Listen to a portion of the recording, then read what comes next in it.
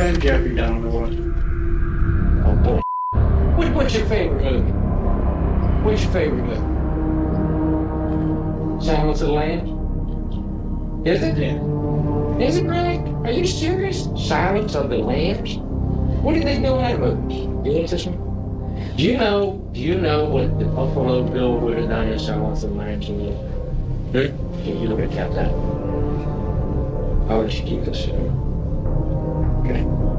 If Buffalo Bill, man, he stuck on his in water, but he took kind of the skin off of some of the middle. You remember that? You told some people then, those the cares that you used to like that movie. And that was your favorite movie. Of course, you're not quite good enough to be Hannibal Lecter. But I think Buffalo Bill, whatever his name was there, that's probably it. Do you realize they're maybe making a movie or something? Yeah, they might. Matter of fact, the FBI asked us. I'm serious.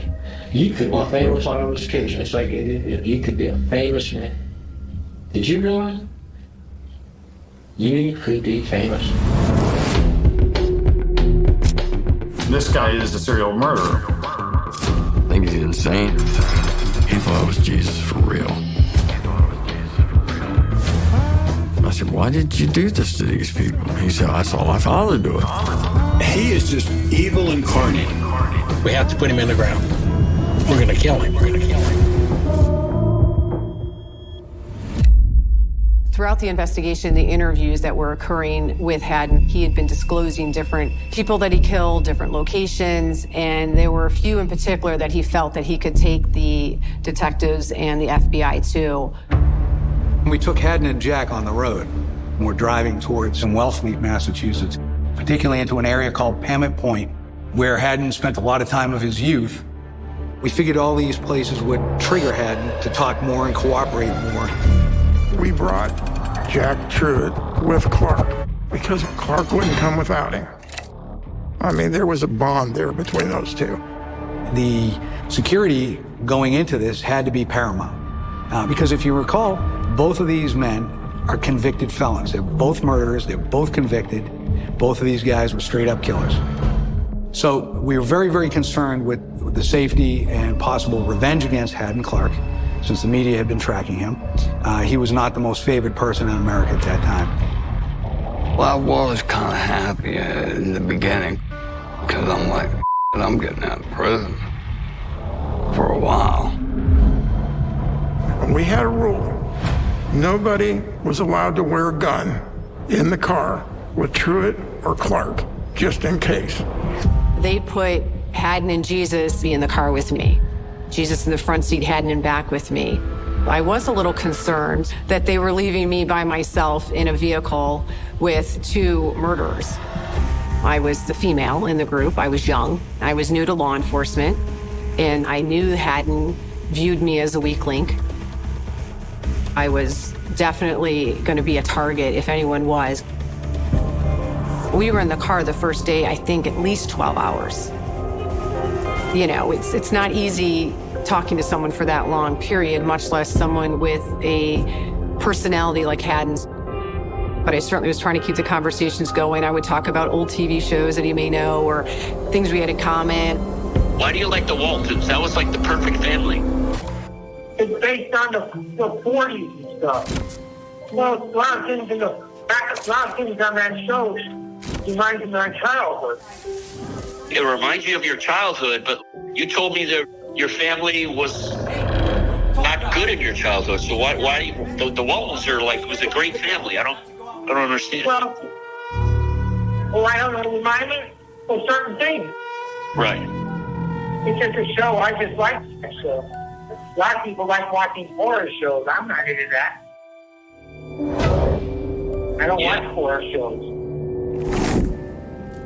He wanted a girlfriend, as in a friend, that could talk clothes and different things with him.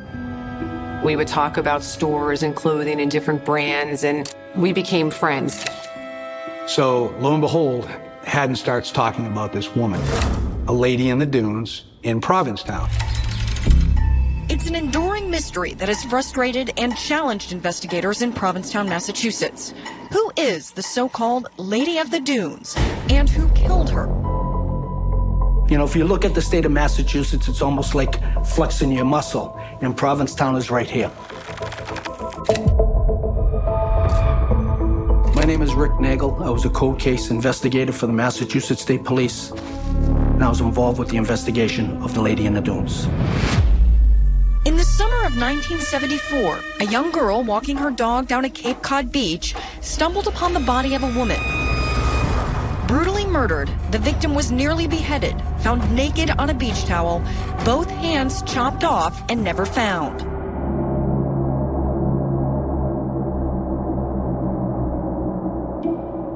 One of her forearms was severed.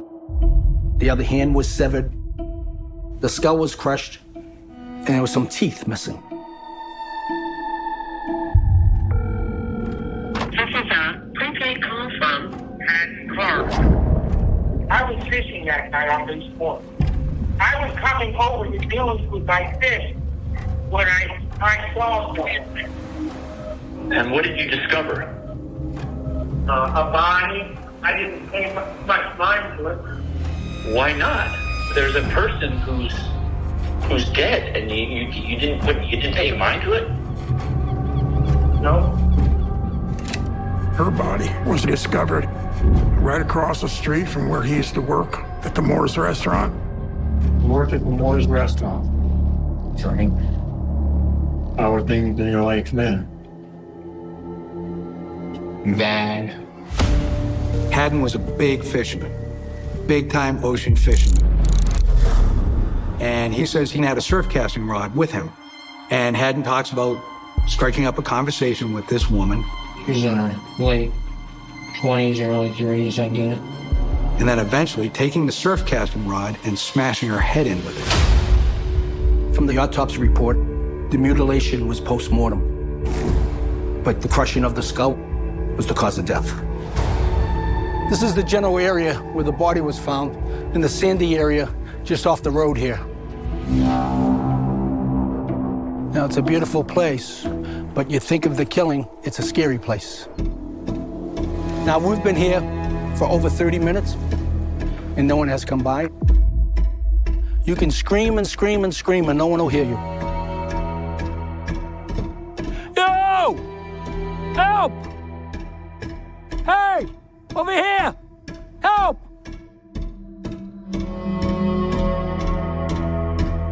Help! Help me! Someone's trying to kill me! Help! What do we hear? Nothing. Good place to kill someone, I guess.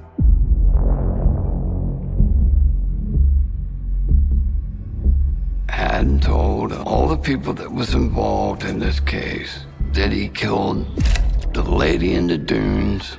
And so we took him out to the Cape in this dune area to show us where he killed her and kind of give information that wasn't public to verify that he did in fact do this. When the body was discovered, they were not able to identify her. It was extremely difficult. You go back to 1974, we did not have DNA. You didn't have much to work on. Because the hands were missing, we did not have fingerprints. What did you do to her? I saw an envelope that he had drawn of a hand, the fingers of which had been removed, put on fish hooks, and were used as bait. Or in general, he's just fishing bait. That's his humor. He was definitely teasing us or, tantalizing us with different clues. There was pictures of hands and insinuating that he was going to give us a clue to where exactly they were located. Based on what Haddon was saying, again, in my mind, 100% Haddon Clark killed that woman.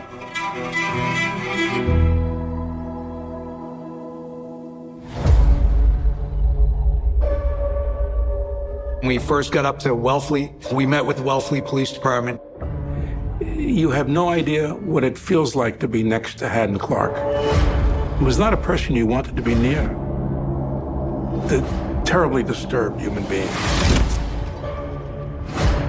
When I stood next to him, I said to myself, the most moral thing to do at this moment in time would be to put my gun to his temple and pull the trigger. He has no business being on this planet.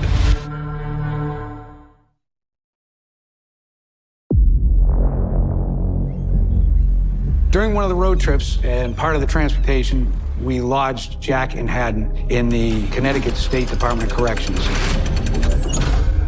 Because they're both convicted murderers, their classification has to be consistent with the housing that we put them in. So you can't put them in a camp prison or a minimum security prison. They have to go into the Supermax version. They would get housed in the areas or the units that held the worst of the worst. I think I know what I did with bodies. Liking bodies. After interviewing Haddon Clark, we concluded that there were numerous possible locations where Haddon could actually show us where bodies were. And there was a lot of talk about burying bodies in the same cemetery in Connecticut where his grandfather was buried. And then, of course, the final place that we were going to go was going to be the grandparents' property, which seemed to be where he was most comfortable and where he, in all likelihood, buried most of his bodies. What was the thing you said you didn't ever ask me about the other girls? I basically have all that information written in a diary in a root cellar on Cape Cod somewhere. People have tried to find that resource, but it's below the surface now. How many years of stuff was written down in that diary? I would say at least 5 years. So there's 5 years is a lot of stuff to put in a diary. And no one's ever found that diary? I mean, I told the police exactly. They just couldn't find it. The guy's still there in a root cellar. I think it was almost like he was looking down on mice trying to find the cheese in a maze. I think he enjoyed looking down upon all the detectives running around at his very whim, whatever he said, and I think he enjoyed this cat and mouse game. You know, Haddon kept saying he was Kristen. Kristen was the one killing these people, so he had to be Kristen if he was going to take us back to those burial sites. He wanted female clothing to wear at his grandfather's place. So we were going to have to buy a wig, bra, shoes, skirts, and a slip. And I was told the budget was only $100. Kristen had expensive taste. Coach, LL Bean, designer clothing. That's why I was like, Kristen, I'm not going to be able to get you those things, but I'm going to do my best to find some of that stuff knockoff. We literally drove over to a Ross that was open and we shut it down. Then the other agents and detectives went in with weapons and we brought in Kristen and Jesus. They're both in shackles and handcuffs, and those poor employees of Ross must have been scared to death. It's going through my mind. Like, this is bizarre. I am never going to forget this for the rest of my life. When we brought him out, dressed as a woman, he's got that, again, eaten grin on his face, and his eyes are all wide. He's got the brown wig on. He's got the earth tone clothes on. It's not Gloria Vanderbilt, but, he was satisfied. Part of it was some of his control over us. Then again, it's us giving him what he wanted so we can get something. We were leaving the Barnstable County Jail to take Clark over to his grandfather's property. During the whole trip, Haddon had this cardboard plaque that he had made. What's that a picture of? The prayer card? It was about this big of Jesus on one side, and there was a prayer on the other side. And as a religious article, we're not allowed to take that away from him. So I was in the back seat of the car, and Desiree was also on the other side of Clark.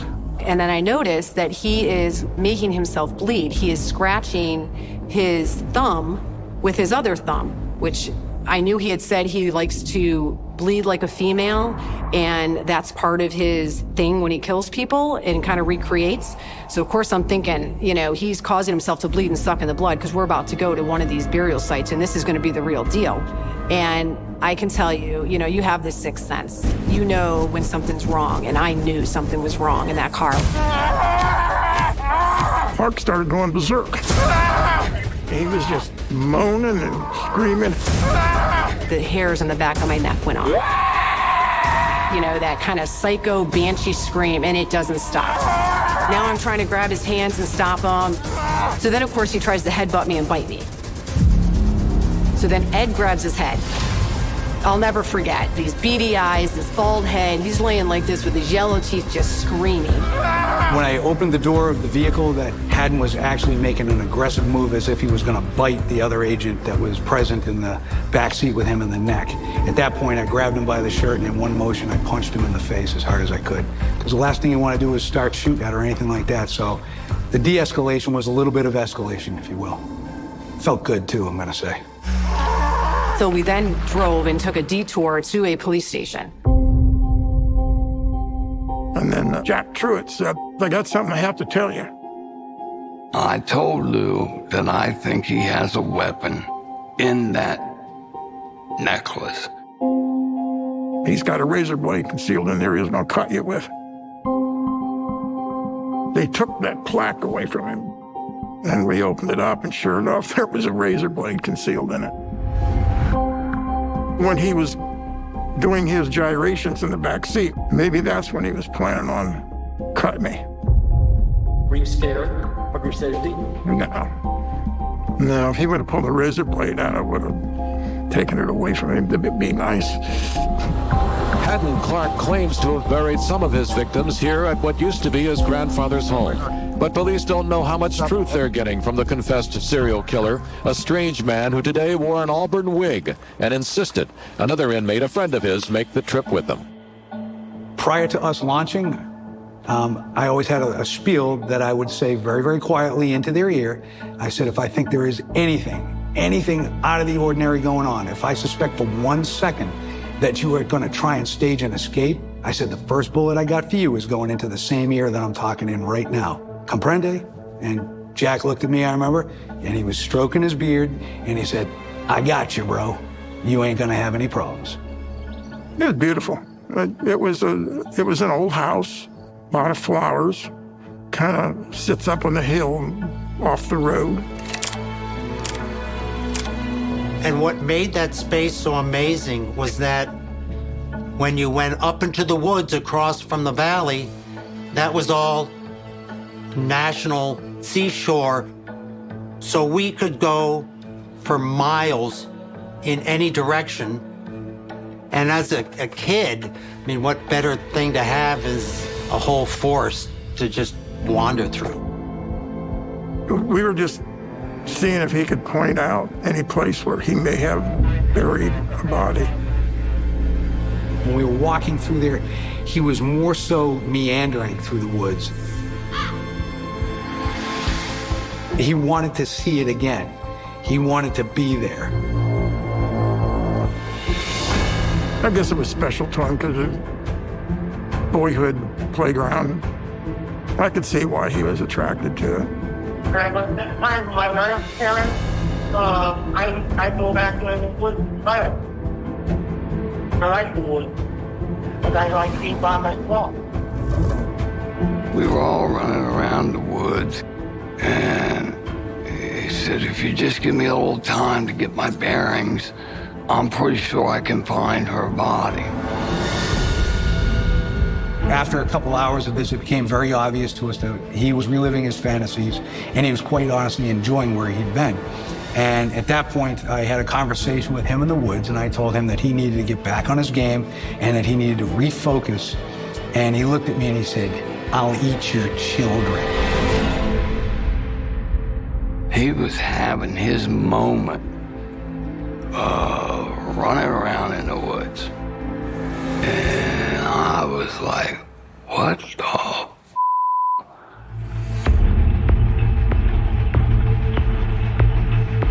On top of everything else, it was like, okay,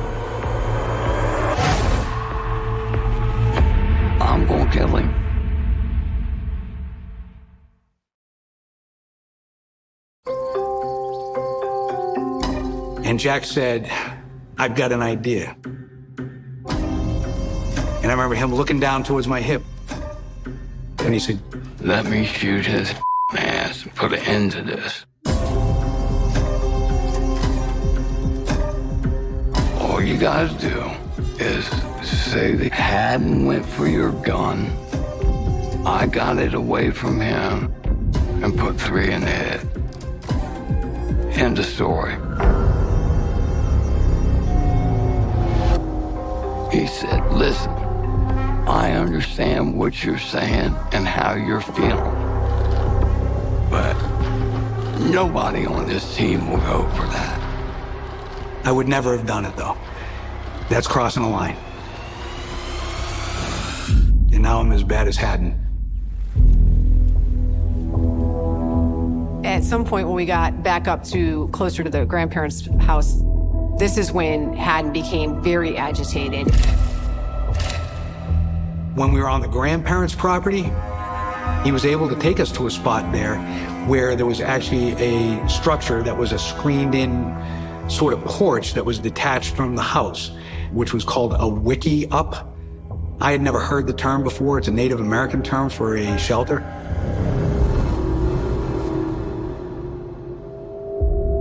He would tell me when he was a kid, he would sometimes sleep in this. I could see that.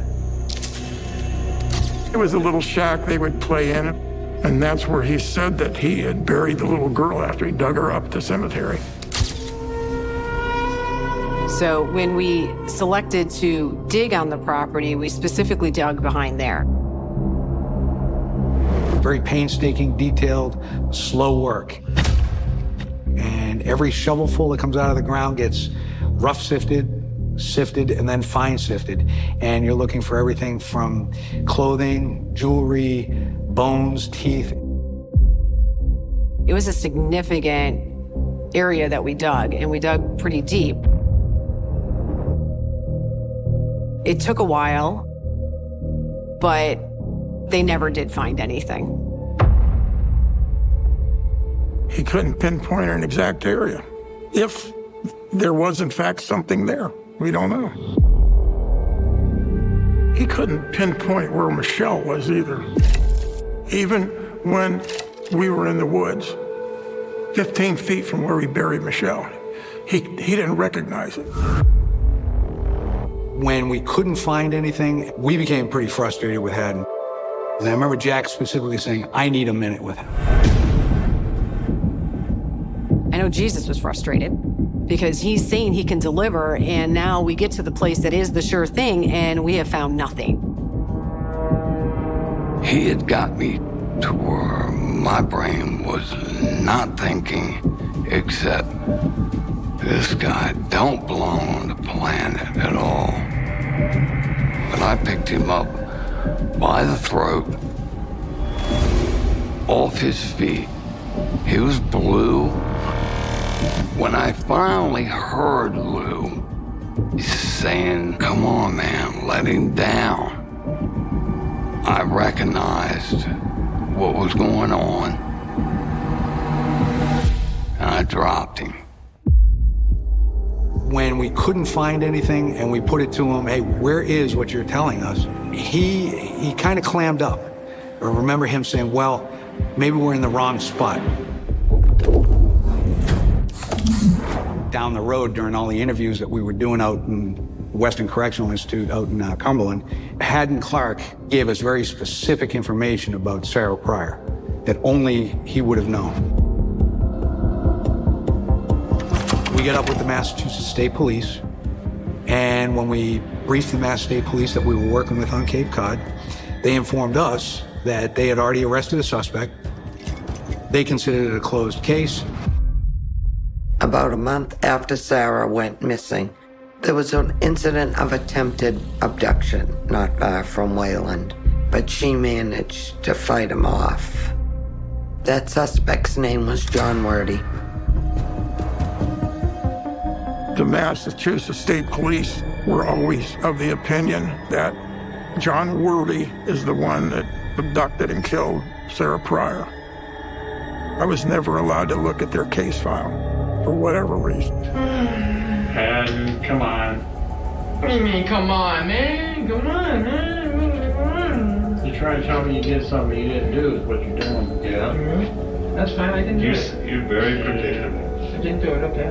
Why are you here? It's easier to right now say I didn't do it. Why? That's easier that way. I didn't do it. Who's it easy on? Both you and me. Oh, well.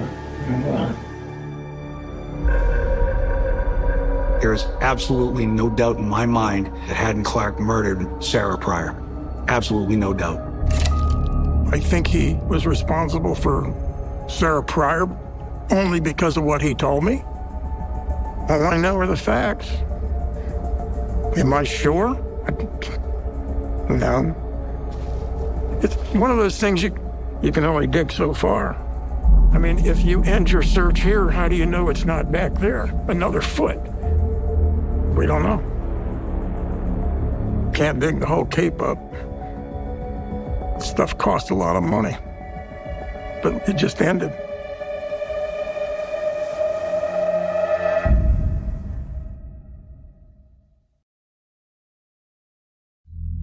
I do consider Haddon Clark to be a serial killer. It's never been confirmed that Haddon killed any other people other than Michelle Dorr and Laura Hodelane. However, I believe, given the way that he killed Michelle and the cleanup after, that he had to have killed someone before that. Well, there's a possibility with what he was saying, but nothing he said would ever materialize. I gotta let people know I'm respectful. It's like a game of chess. Alright. Normally, how smart opponents start to set a trap. They might be thinking, oh, they're taking a piece, they're gonna take a good piece of chess. You're leaving it out there for them to take it, boy. It's a mistake. I'm sure he had the greatest time dancing all those officials around wherever it was, what town he had got them to take him to look for bodies. I'm sure he had a blast doing that. Because if I put uncertainty in your mind, I can be screwing with you, and hadn't truly enjoyed that. Just for the jollies of being a dick.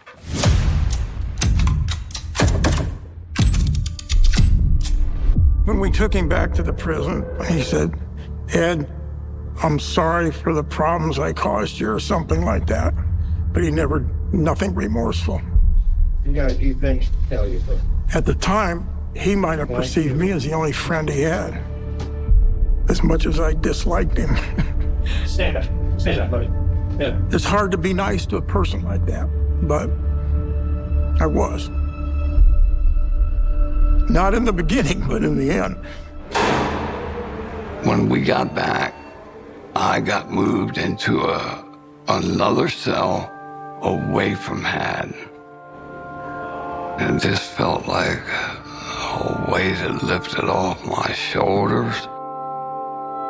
I'm so glad to get away from you and hope I never see you again in my life.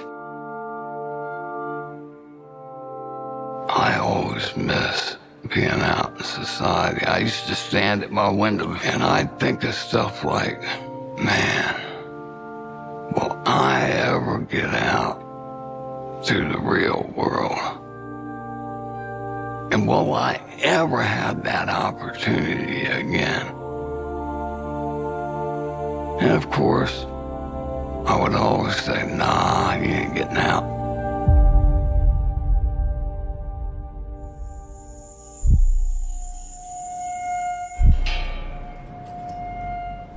Every 3 to 5 years, I had a parole hearing, and it didn't last long. We will get back to you unless you know your decision. And it was always no.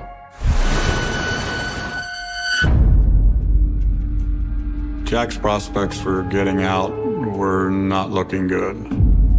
He was a lifer. the governor in place at the time, the policy was that no lifer will be paroled. It was then that I had conversations with Davis Ruark. Joe Gamble is a very interesting person. He's the best homicide detective with whom I have ever worked in my career. Joe was very impressed with Jack. Joe was impressed with Jack's openness. Jack Truitt was the linchpin in the recovery of Michelle Doerr's body. He had courage, given his situation in prison, to bring that to the police. I believe that what he was convicted of years before, that he had matured and that he would not be a harm to the general public. Joe was hoping that we could come up with some means by which Jack could have some time shaved off of his sentence. This put me in a difficult position. I have Jack Truitt. He's been convicted of murdering someone. On the other hand, I have the homicide detective I respect the most, who's saying this guy deserves to have some special consideration. So there was still a little bit of a conflict there. Davis Ruark, one who floated the idea of possibly seeking a judge that might reconsider Jack's life sentence and give him a certain number of years, which would allow him to be eligible for parole. It ultimately led to a hearing in front of a judge. When I went in front of the judge, I was nervous. Because you don't know what can happen.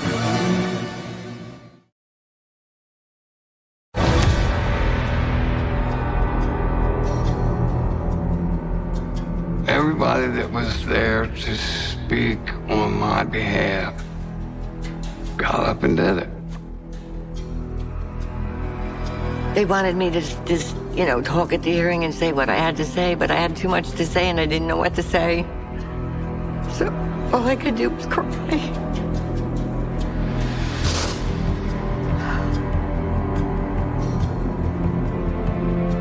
This is what I did at the hearing. I couldn't talk.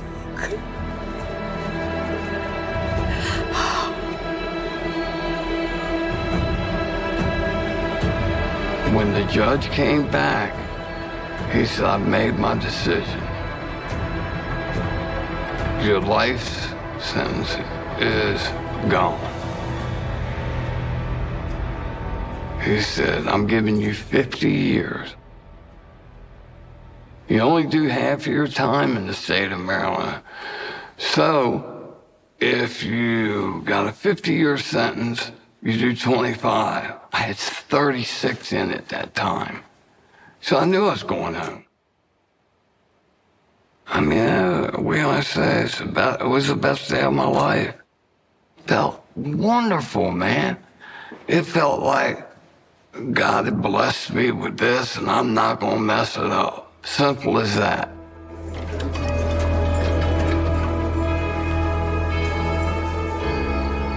The day I got out of prison, they were releasing me, and I saw Jackie on the other side of the fence. They didn't open the gate yet, but she was right there.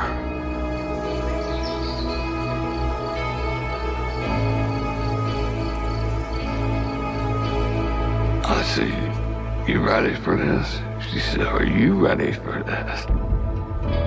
I said, oh, hell yeah. And he walked through the gates. And it was like meeting a new person almost.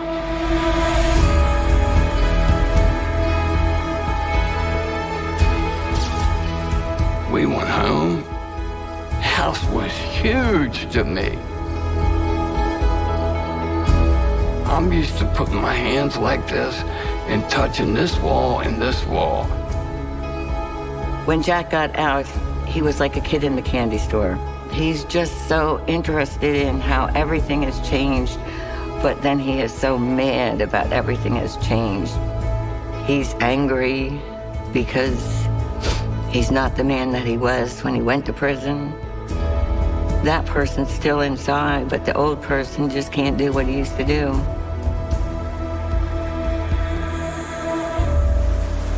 Jack served his time, and he paid a huge price for what he was convicted of.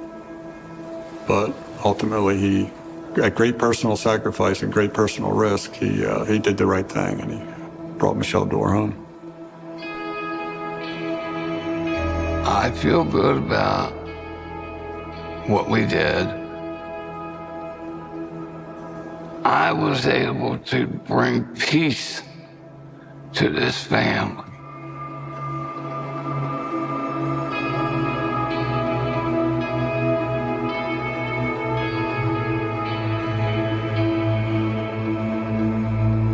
I've never hated anyone. I hate him so much.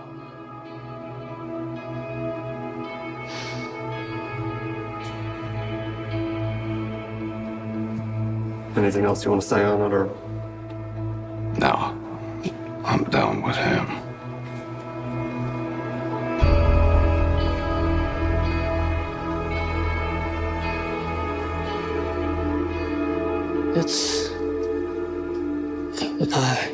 It's good to see her again, like this, smiling and living life.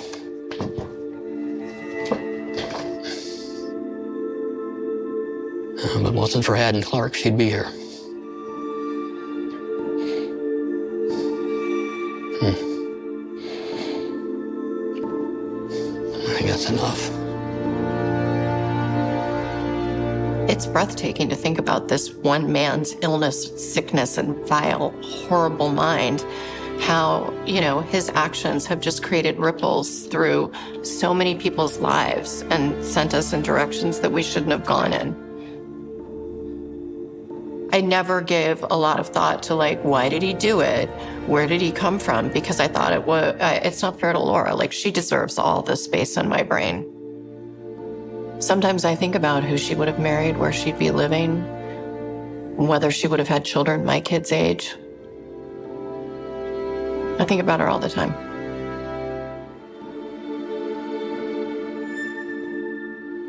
I thought about him getting out. Occasionally, I'll run his name through the prison system just to see where he's at. We knew that if he got out of jail, he would kill again. Nobody would be safe. He's paranoid schizophrenic. Adam's clearly dangerous. He's very cunning. He's very manipulative. He knows how to act normal and fake things in front of people. I mean, he killed a 6-year-old girl, spur of the moment, supposedly, just because the opportunity was there and he was angry. So it's very concerning if he were to get out. You can't force him to take his medication. You can't really monitor that. If Haddon were to get out of jail, I think he would go back to murdering people. I don't think he can help himself. Anybody that crosses his path, his instinct is to lash out. Look, my hope is that any sane parole board does the right thing for the community and that Haddon never has release, even at a very old age. If it becomes a real issue, I'll be the first to write a letter to the parole board arguing against it, because this guy, he's a broken toy, He definitely would kill again. There's no doubt in my mind. Well, he's already told me personally that if he was to get out, everybody that's done me wrong, that will be the first, and then I'll go back to doing what I was doing. As soon as he gets out, we're going to track him down, and we have to put him in the ground. We're going to kill him. I want to know what you're doing. What do you plan on doing with the stuff we talked about? I don't know. I don't know yet. What would you change in your life if you could do it all over again? Well, some things I wouldn't change, but the bad things I did, the murders I did, I did was wrong. I know that. You didn't ask me about Laura Henson or Mary Pond. It's Bonnie Beckett with Wiser. Well, what does that mean? Michelle Dorr, Silver Spring, Maryland. Laura Holman, Augusta, Maryland. Maureen Benson, Wallingford, Connecticut. Mary Mott, New Canaan, Connecticut. Sarah Fryer, Wayland, Massachusetts. Bonnie Beckett with Wiser, Brooklyn, New York. How do you know their names so well and where they're from? I get to know their I've been all over the United States. I remember certain incidents that I was in the area. Haddon, who are all these women you just brought up, these names? Who are they? How do you know them? Wait, someone's at my door. Hey, I gotta go.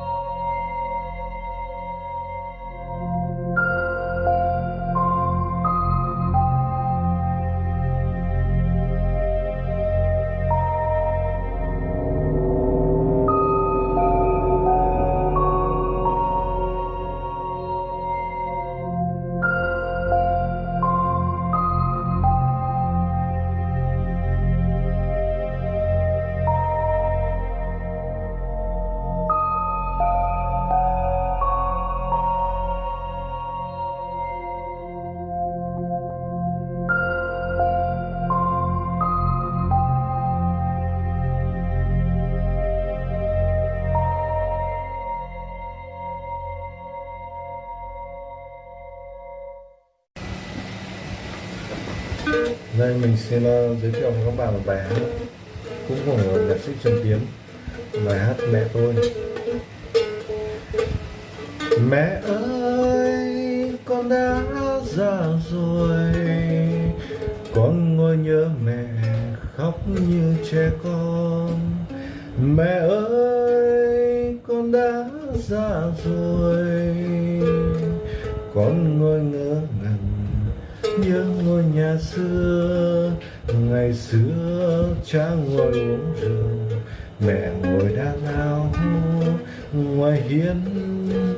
Mùa đông cây băng lá đổ, ngày xưa chị hát vu vơ những câu ca cổ cho em nằm mơ. Ngày xưa mẹ đắp cho con tấm khăn quàng cổ ấm hơi mẹ tôi. Ngày xưa bên giường cha nằm, mẹ ngồi xa vắng nhìn cha, thương cha chi lớn không thành. Biển sóng thét gào, một ngày nhớ mẹ sóng trào khơi xa. Trời gió mây ngàn, một ngày khóc mẹ trắng tàn sao rơi. Mẹ ơi, thế giới mênh mông không bằng nhà mình. Tuổi thơ như chiếc gối em cho tuổi già úp mặt. Dù cho phú quý vinh quang không bằng có mẹ. Trèo lên dãy núi thiên thai ôi à, mẹ tôi trong áng mây vàng. Mẹ ơi hãy dắt con theo ôi à, để con mãi mãi bên mẹ. Mẹ ơi thế giới mênh mông không bằng nhà mình. Dù cho phú quý vinh quang không bằng có mẹ. Biển sóng thét gào, một ngày nhớ mẹ sóng trào khơi xa. Trời gió mây ngàn, một mây khóc mẹ trắng tàn sao rơi. Trèo lên dãy núi thiên thai ôi à, mẹ tôi về đâu? Ngàn đám mây trắng bay theo ôi à, mẹ ơi mẹ về đâu? Mẹ ơi, con đã già rồi, con ngồi nhớ mẹ khóc như trẻ con. Mẹ ơi, con đã xa rồi, con người ngỡ ngàng nhớ ngôi nhà xưa. Ngày xưa cha ngồi uống rượu, mẹ ngồi đan áo ngoài hiên. Mùa đông cây bằng lá rụng, ngày xưa chỉ hát vu vơ những câu ca cổ cho em nằm mơ. Ngày xưa mẹ đắp cho con tấm khăn khoang cổ ấm hơi mẹ yêu. Ngày xưa bên giường cha nằm, mẹ ngồi xa vắng nhìn cha, thương cha khi lớn không thành. Biển sóng thêm cao, một ngày nhớ mẹ sóng trào khơi xa. Trời gió mây ngàn, một ngày khóc mẹ trắng tàn sao rơi. Mẹ ơi thế giới mênh mông không bằng nhà mình. Tuổi thơ như chiếc gối em cho đuôi già úp mặt. Dù cho phú quý vinh quang không bằng có mẹ. Trèo lên dãy núi thiên thai ôi à, mẹ tôi trong áng mây vàng. Mẹ ơi dắt con theo ôi à, để con mãi mãi bên mẹ. Mẹ ơi thế giới mênh mông không bằng nhà mình. Dù cho phú quý vinh quang không bằng có mẹ. Biển sóng thêm cao, một ngày nhớ mẹ sóng trào khơi xa. Trời gió mây ngàn, một ngày khóc mẹ trắng tàn sao rơi.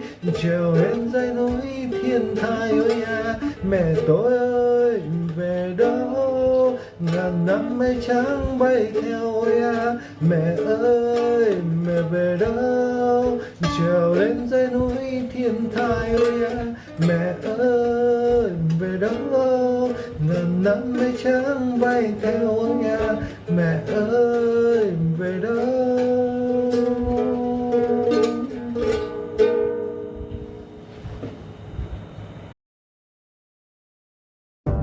Tonight on Dateline.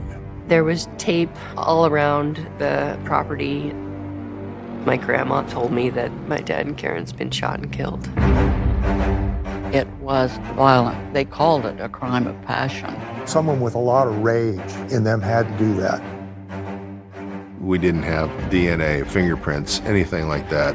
The family felt like you weren't doing enough because there's no arrest. Yeah, I know it's incredibly frustrating for them.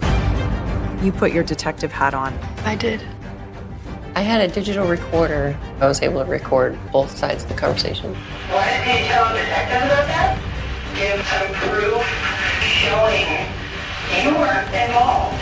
I wanted the truth. There's finally an arrest. We were elated. This case is based on rage and obsession. You have to testify. It was terrifying. I put on my game face. You're not gonna intimidate me.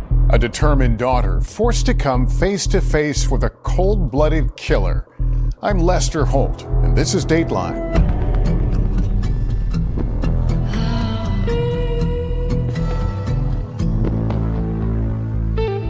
Here's Andrea Canning with Deadly Obsession.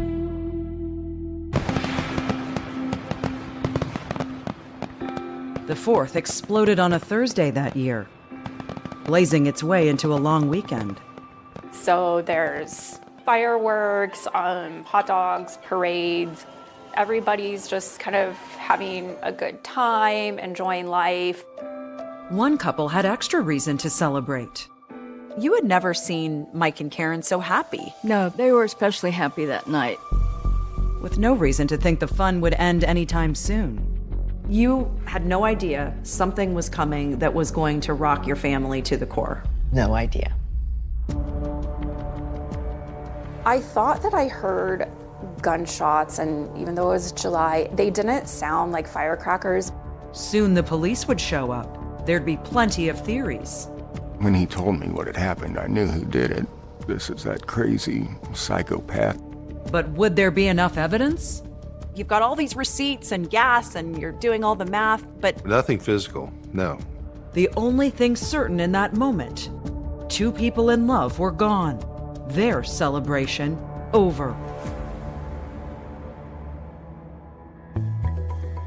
It was the end of a long 4th of July weekend. Mike Sisko and Karen Harkness had planned a small cookout for that Sunday afternoon, July 7th, 2002. Just the two of them and their parents on the back deck of Karen's house in Topeka, Kansas. Carol Sisko is Mike's mother. They had invited us for a fish fry, and so the Wurzwicks and I had got there about the same time. So this is Karen's parents? Yes. And so we all got out of the car, knocked on the door, no one answered. So we went around to the back. They saw the sliding glass door was slightly open.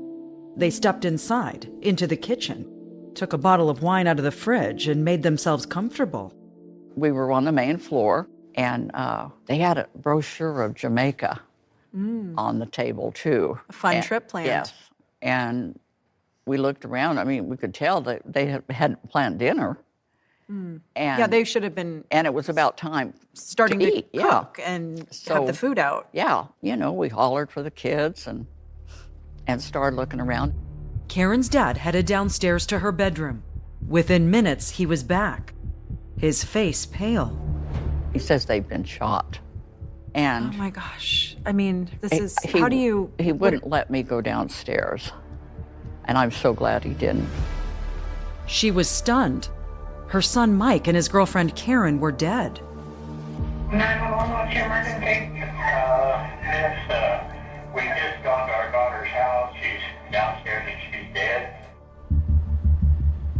Surprising that you would get a call like that here? Yeah, it's not usual to get that type of call out here. There's not a lot of gunshots, not a lot of violence out here. Richard Voley was a homicide detective for Topeka's police department back then. He was on the scene within minutes of getting the call. I'd seen murder-suicides before, and that was the first thought that came to my mind. In that neighborhood, it's typically not going to be a typical crime. It's going to be a family affair, and somebody shoots somebody and shoots themselves. And that's what I believed I was walking into. So this is your gut feeling. Right. He talked briefly with Karen's dad, then headed downstairs. I didn't turn on any lights when I went down there, just used my flashlight. I could tell there were casings down there. I could tell there were multiple shots. At first, the detective saw Karen face down on her bed. She had been shot at least twice. He assumed Mike had killed her before turning the gun on himself. But when he walked to the other side of the bed, he found Mike. His body was on the floor, wedged between the wall and bed, as if he'd just tumbled off. And he'd been shot multiple times, too. Okay, so this idea that this could be a murder-suicide quickly goes out the window. Yeah, it's obviously not a murder-suicide. And how could you tell that? Because, well, when there was no gun present, way too many rounds in both of them to be a murder-suicide. Of all the crimes you'd seen in your career, how bad was this one? I've seen some pretty bad ones, but this was significant. There's a killer at large. Yes. Killer you need to find. Yes. He had no idea an investigative and legal saga was just beginning. It would span more than 20 years. It was a long search, and we searched a lot of places. It was a needle in a haystack. And take trial after trial after trial. This is a soap opera moment. Yeah. It was sick. Very, very bizarre. I wanted the truth. I'm telling the truth. And I'm doing the right thing. And I'm not moving.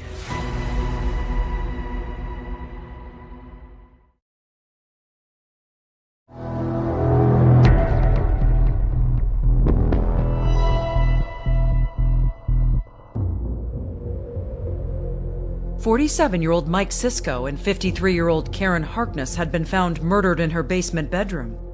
Detective Richard Voley was trying to make sense out of what he was seeing. What could you tell as far as just how many times they'd been shot, where they'd been shot?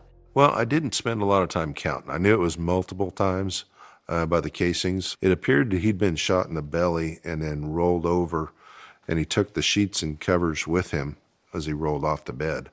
but then somebody stood over him and shot down into him, as evidenced by the rounds that we found underneath him. He figured the couple had been sleeping when their killer opened fire. Do you believe that the perpetrator was inside the house waiting for them, or do you think they came in after? Any idea? My belief is the person came in after. But in looking for hiding places, somebody could have hidden in there, but it didn't really make sense to me. It seemed to make more sense that they came in afterwards, waited until they went to sleep, and then snuck in the house. He was certain after he looked around a bit more. Was there any forced entry into Karen's no forced place? entry. No. The sliding door was ajar, but Mike and Karen smoked on the back deck of the house and didn't lock the door, which in Southwest Topeka, that's probably not that unusual. Yeah, I was going to say a lot of people would probably do that. Yeah, and I believe that's the way the person entered. As police continued investigating the scene, Karen's parents and Mike's mom were busy calling their families. My grandma called me and just asked me if I could come to Karen's house. And I said, sure. Mike's daughter, Haley, was 17 at the time. When I got to Karen's, there was tape all around the property. What a shock to the system. Yeah. What are you thinking? I honestly didn't even think, there was something going on at Karen's house. Who told you the news? And I sat down, and I think it was my grandma that told me that they had been shot and killed. My gosh. Your reaction to that, just unbelievable. It was unbelievable. I was just in shock. I don't think I said 2 words. Her grandmother continued calling the rest of the family. She said something awful's happened. Mike's sister, Kathy Boots, and her husband, Mark, could hardly believe it. They had just seen Mike a week earlier. They'd been fishing together. He always had a great story to tell, and he was just the best in every way. Always upbeat, they said, despite having weathered a divorce 4 years earlier. Mike was traveling constantly as a salesman. What are we having, Uncle Mike? And raising 2 kids. This candle is for looks plus smell. He really felt like that this was just a tough patch they could get through, I think. They smile real big, Mike. Let's see your teeth. Oh, those are nice. And then he met Karen during a night out with friends. She was also divorced with 2 kids. After that, his family said you couldn't keep the smile off his face. He lightened up when he met Karen. Yeah. It really lightened him up. Was this a fresh start for Mike? Yes. Yes. I think he felt so. Yeah, he really loved her. And she's a very interesting person, beautiful, athletic, outgoing, had lots of friends. Including her own adult children, Chad and Aaron. She was the best mom and the best friend I could have ever hoped for. I could count on her to make me feel better no matter what the circumstances were. She always had the right things to say and always the best advice. I could get down on myself if I was having a bad day, but she was always there to pick me up and make me feel better. Cheering you on, keep going. Absolutely, yes. Karen knew how to draw people in. Her friend Linda Bryden saw it every day at the Topeka Tourism Office where they worked together. Her personality was perfect because we would go to trade shows and try and meet event planners, bring their events here possibly, and she was really good at it. Karen and Mike had just been to Linda's house for the 4th. And her and Mike both said, yeah, we're getting old and fat, but we're happy. So they were in love. Were Mike and Karen talking marriage? They were. What were their plans? The week before the murder, I talked to Mike, and he was asking me where's a good place to go on a honeymoon in the Caribbean. I said, St. Thomas is great. Lots of really good places to go, and he was real happy about it. That's likely why he had that brochure on his table, the one his mom saw. It was there among recent photos and a coffee cup. That cup caught the detective's eye. There was a coffee cup found on the kitchen table in the house, and a coffee cup in Mike's vehicle out in the parking lot, in the driveway.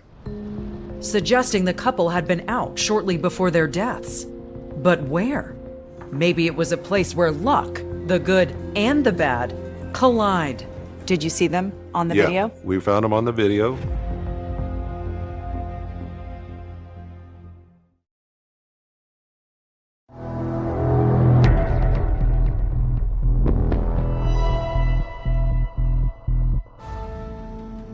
Lead detective Richard Voley was working the case of his career, a double homicide with the killer still at large. So far, all he had was a lot of unanswered questions. The biggest unknown, who would want to kill Karen and Mike? And even more baffling, why? Honestly, I'm going through robbery, burglary, that kind of thing.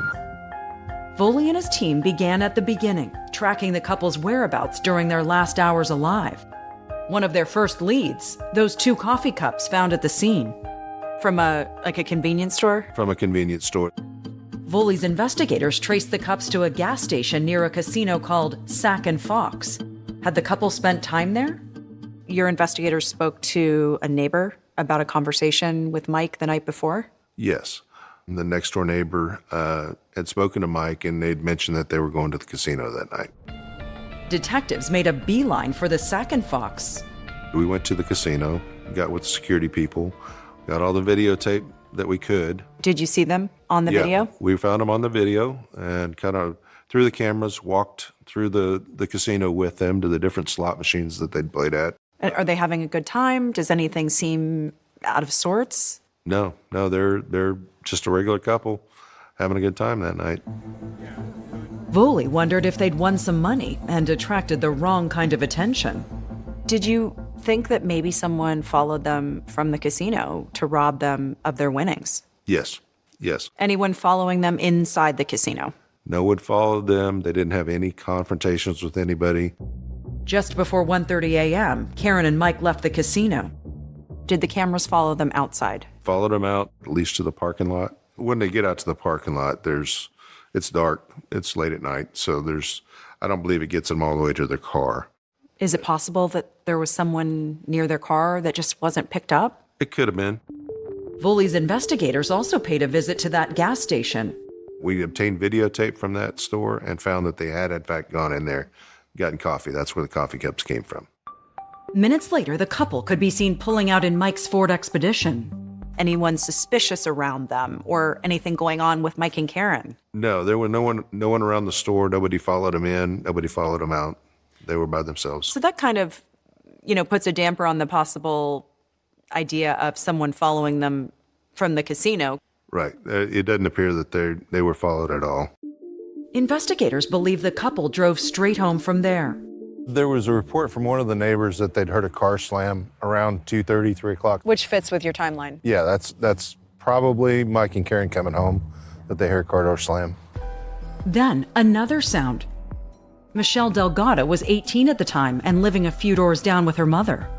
I was kind of tossing and turning, wasn't really sleeping. I was still pretty much awake. I heard a car idling outside the front of the house, and I thought that was weird, just given the time that it was. And then she heard something even louder, several pops in a row. Even though it was July, they didn't sound like firecrackers, and it wasn't like a lot of them. And then they, just as quickly as they started, they stopped. Hours later, her neighbors were found dead. There were police cars on the street, helicopters overhead, police tape on our neighborhood. And I still remember really vividly, my mom just looked at me and she's like, I don't think those were fireworks that you heard. Crime scene investigators spent hours processing the house, but in the end, they determined nothing of value was taken. In the basement, Mike had $900 plus, and Karen had $200 or $300 in her clothes, and her purse was there.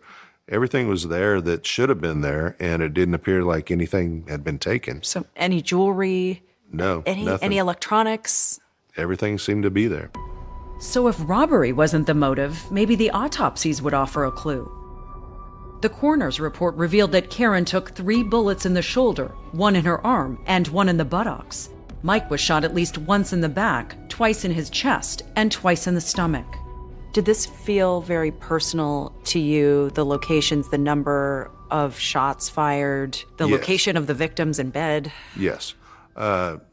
Yeah, we have to look at what the shot selection tells us and the number of shots, what it tells us. If you consider a 10-round magazine with 1 in the gun, that's 11. That means somebody's most likely emptied their gun Oh my goodness. and shot it dry. That sounds like rage. Yes, exactly. And that's what it looked like, was rage. Someone's sending a message with this killing, these killings. Definitely. Yes. Definitely. A message for sure, but from whom? The police are looking at everyone initially as a possible suspect. Oh, of course, yeah. Including you. Yep.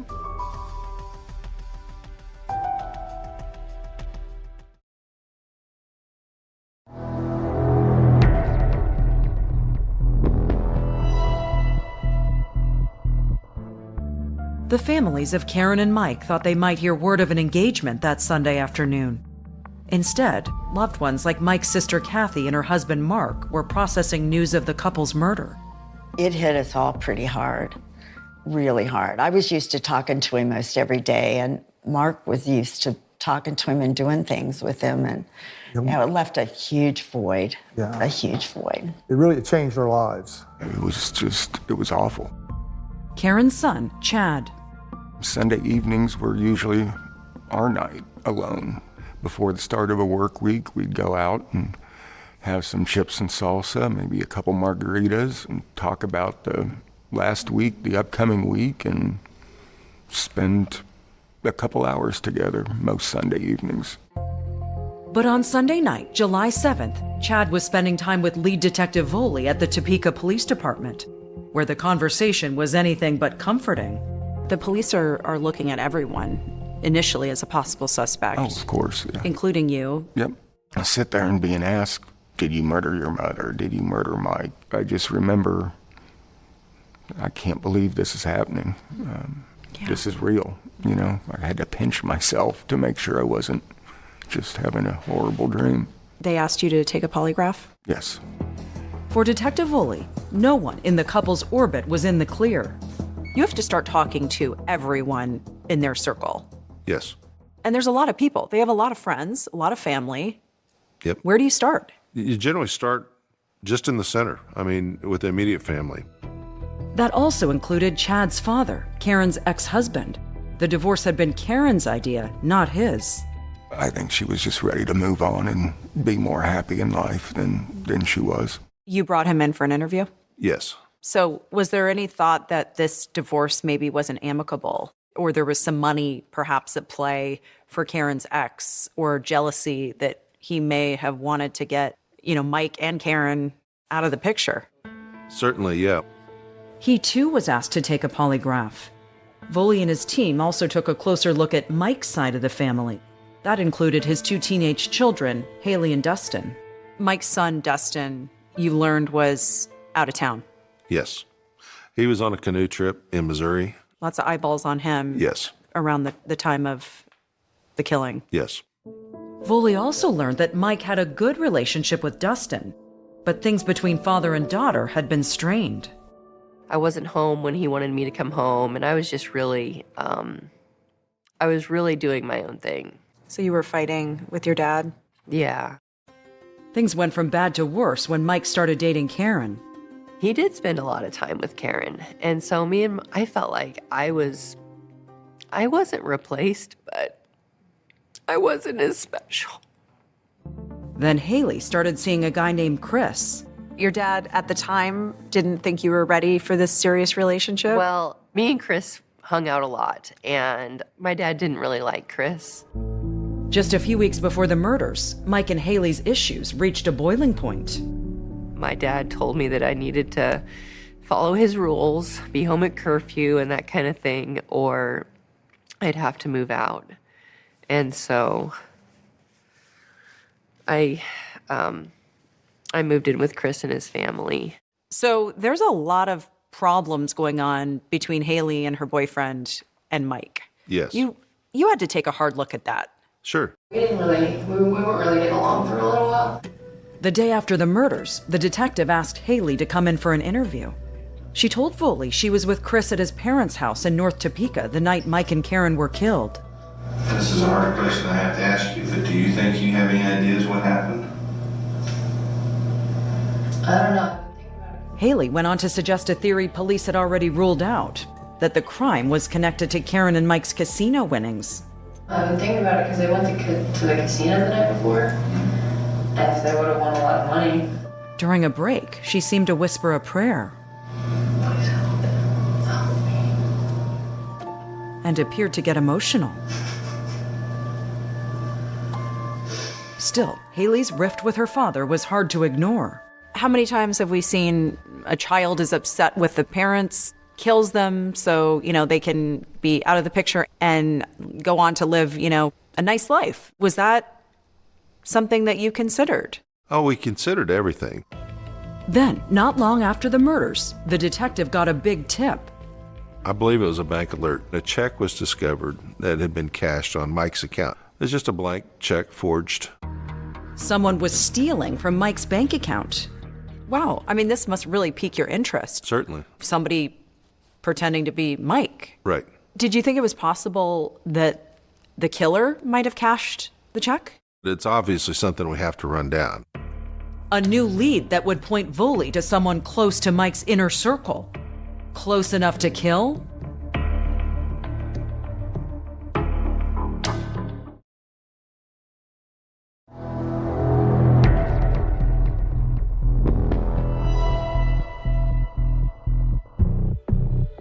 Investigators were running down a promising lead in the double homicide of Mike and Karen.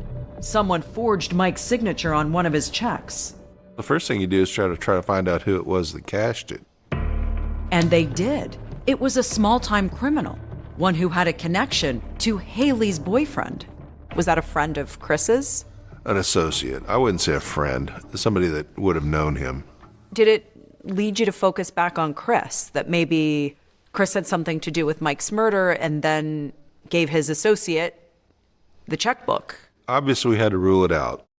Turns out, though, the guy who forged the check was in jail the night of the murders. So he's out. Right. As the killer. Yes. But that didn't put the young couple in the clear. The detective had to be sure. Haley and Chris, you did have them take polygraph tests. Yes. People react to polygraphs in different ways. If they're just, let's get it over with. When can we do it? If they have that kind of attitude, that we look at them one way. If they're like, maybe I will, then we look at them a different way. Did Haley and Chris easily agree to a polygraph? Yes. They passed? Yes. And their alibis checked out, as did those given by Karen's ex and her son, Chad. They were all cleared. I can't even imagine the feeling when the police are looking at everyone around you. Your family members, Mike's family members.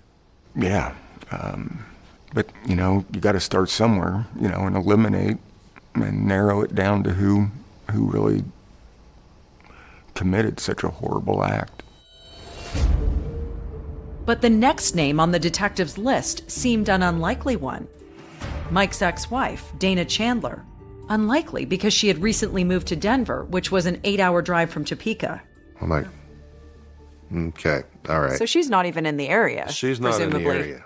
So it sits in the back of my mind that, here's the person we have to check on, because it's not likely somebody's driving 500 miles to do this. Dana and Mike had lived in Colorado when their kids were young, and it's where Haley felt particularly close to her dad. We loved being in the mountains and just hiking, and fishing and camping and all that stuff. He taught us how to do all of it. I remember I would, hook my own worm and unhook my own fish. I mean, we were really into it. Haley said her mom, who stayed home to raise her and her brother, worked hard to keep the household running. She had the nice car, and she always wanted to look nice, and she was very busy. Would you describe it as kind of a typical family? Yeah, we had a backyard with the dog, we had the sandbox, all the fun stuff, as kids. But those happy memories masked a troubled family. There was always just arguing, just like the constant tone of the household that we were just accustomed to because that's all we knew. Mike and Dana were married for about 15 years when they got divorced. They tried to get back together and make it work. It just didn't last. It wasn't to very long. be. Your dad ends up getting full custody of you and your brother? Yeah. How did that come about? The custody was a battle. My mom really wanted us. My dad really wanted us. My mom was found to be really unhealthy and was drinking quite a bit at the time. And so when my dad got custody, she moved to live with her sister to try to get a handle on her alcohol problem. Ann Hammer, who met Dana in AA, says Dana worked hard to get her life back together. Both were recovering alcoholics and became instant best friends.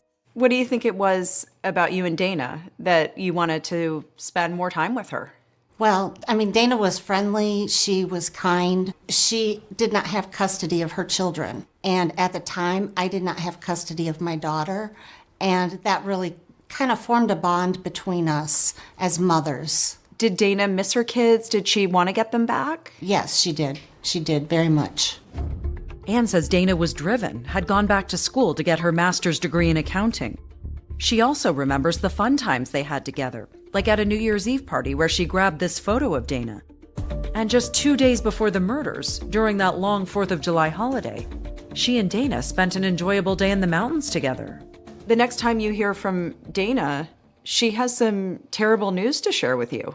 Mm-hmm. She called and told me that Mike had died, and she was extremely upset. What was she saying? She was crying. I really couldn't get a lot out of her. Did you worry about Dana? I did, sure. Sure, she was my friend, and she was upset. Later that week, Dana drove down to Topeka for Mike's funeral. Detective Voley had already spoken to Dana on the phone, but figured while she was in town, they could meet. She agreed to an interview, but it had to be in her lawyer's office. So she had retained a lawyer? Yes. You know why we're here. We're looking into the death of your ex-husband and his harshness. What was your first impression of her? What was her demeanor like when you meet in this attorney's She was office? calm. She was reserved, very put together. Dana spoke so softly she could barely be heard on the police recording. You never lived here in Topeka. Did she offer any suspects for you of someone she thought might have wanted Mike and Karen dead? No, she just said generally that Mike had a propensity for getting himself in trouble. Like the time she said Mike got into a bar fight years earlier. And when the detective asked where she was the night of the murders, Dana said she was in her Colorado apartment. In fact, she shared what she did that entire weekend, saying she spent most of her Saturday shopping. She went to the King supermarket, she went to Target, she went to the AutoZone, and she went to the gas station. After a night alone, she said she got up early Sunday to drive 2 hours west to Granby, Colorado. There, she said she went hiking by herself for a few hours. And she could prove she'd been to many of those places she stopped at that weekend. She had receipts. All that's adding up. All that's adding up. I mean, the errands were absolutely, that was certain that she did that. I was no question on that. The interview ended, and it seemed like a dead end. But was there more to her story? And I said, what was purchased? And he said, 2 5-gallon gas cans and a cigarette lighter. Why would she need gas cans? That's what we didn't know. That's what we had to try to find out.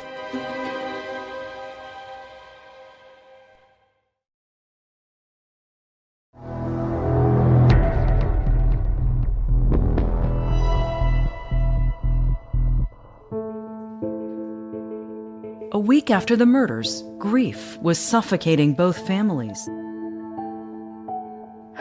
I think I laid in bed most of the time after that, and I don't remember functioning much.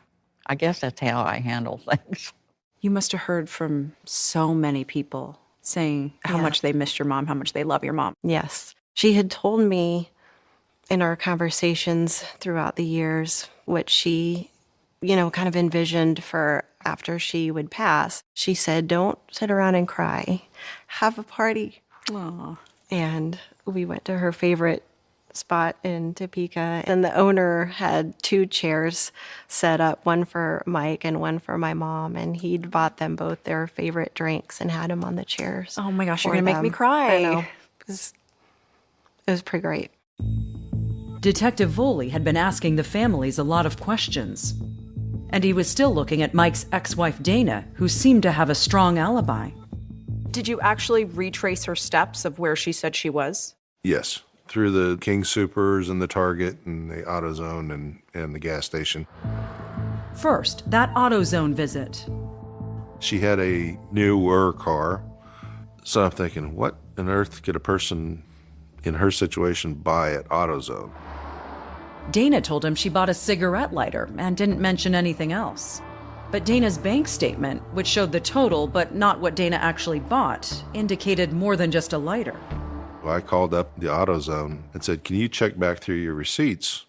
And he went back through, and I said, what was purchased? And he said, 2 5-gallon gas cans and a cigarette lighter. Why would she need gas cans?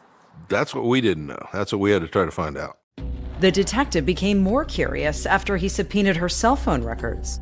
The phone records were blank from 3 o'clock on Saturday till 7 o'clock on Sunday. Blank as in the phone wasn't used? The phone was not used during that 27-hour period. I didn't just have that period of time to look at. I had a period of time before that. There was no other blank periods of that length. So she was regularly using her phone? She was regularly using her phone. That period stood out.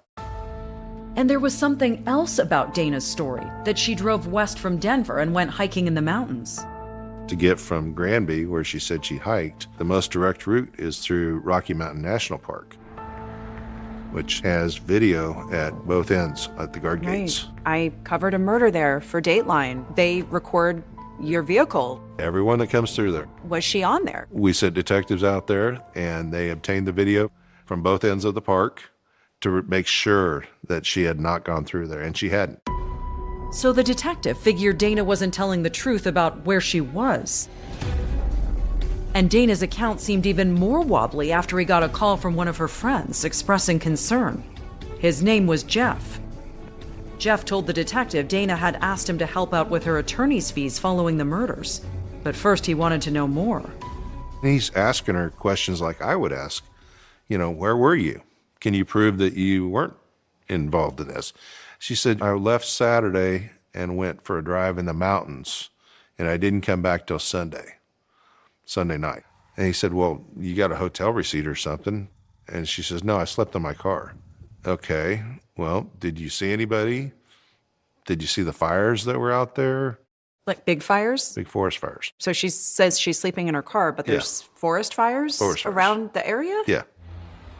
Jeff was skeptical, and so was Detective Voley. Because Dana told him she spent Saturday night in her Denver apartment and left for the mountains on Sunday morning. He started putting the pieces together, a shifting alibi, an off-the-grid cell phone, and 2 gas cans. And he had a huge light bulb moment. She could get to Topeka and out of Kansas without stopping for gas. Instead of heading west to go hiking, what if Dana really drove more than 500 miles east on I-70 to Kansas to kill Mike and Karen? This is the highway that you think Dana Chandler took to get to Topeka from Denver? Yes. You had a feeling that even though Dana Chandler had the gas cans, she may have stopped somewhere along the way between Denver and Topeka, perhaps to use the restroom. I thought it was a possibility that she would have. And just to cover our bases, I sent a couple detectives on I-70 and hitting every gas station, convenience store along I-70 to try to find video or any evidence that she had been in any of those places. You're trying to catch her driving to Topeka. Yes. None of the gas stations had security camera video of Dana or her car. But about halfway along the route, in Kansas, the detective got lucky. There was a clerk that was 70% sure that she had seen Dana on Saturday night, which would have been appropriate to the time it took her to travel from Denver to Topeka. Are they showing a photo then? They showed her a photo, and she said, yeah, that lady looks familiar. I think she stopped here. Still, he knew he needed more. Was there anything at all that placed her in Topeka during the window of the murders? As far as physical evidence, no. That's a challenge for you. Yes. You had no DNA, no fingerprints, right. No solid evidence placing Dana Chandler in Topeka, no murder weapon, right. No confession, no eyewitness seeing her go into the house, none of that. Right. It doesn't mean she wasn't there, just we haven't found the physical evidence. 2 months after the murders, he dropped in on Dana's close friend, Ann. You get a surprise visit at work. Right, from Detective Voley and another plainclothes detective. They had told me that Mike and his fiancée had been murdered. Up to this point, all you knew was that Mike was dead, and that was it. And now it's a double homicide? Right. And Dana might be involved? Right. What is your reaction as you're hearing this? I was shocked. I said, no way did she do this. I couldn't even imagine that she had anything to do with it. I didn't see a mean bone in her body. I had been friends with Dana for years, and it was shocking. I just couldn't believe it. It would take more than 2 decades to put the whole story together. After secrets crawled out into the open. I had been recording our conversations. And danger never seemed far away. Did you worry your mom might try to seek revenge on you? Absolutely. I'm sure your stomach is turning. Yes. Yeah, it was sickening. It was crushing. This is the mother-daughter showdown for the ages. Absolutely.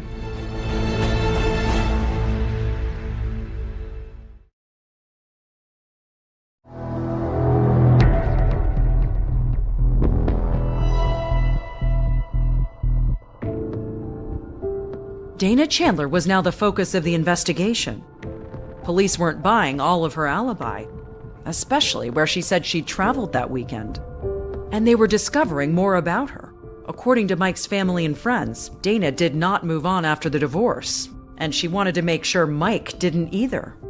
Caught in the middle was Mike's new love, Karen. It started to get really, really bad. She would be in my office crying. She said it was just awful. Linda said her friend would come to her with stories of Mike's out-of-control ex-wife.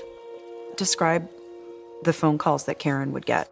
They would typically be in the middle of the night and call, hang up, call, hang up, call, hang up, call and say horrible, vile things, call Karen names. Karen began to wonder if her relationship with Mike could survive. She loved Mike, but she didn't know if she could live with someone being that intrusive into their lives and manipulative. Did she think about breaking up with Mike?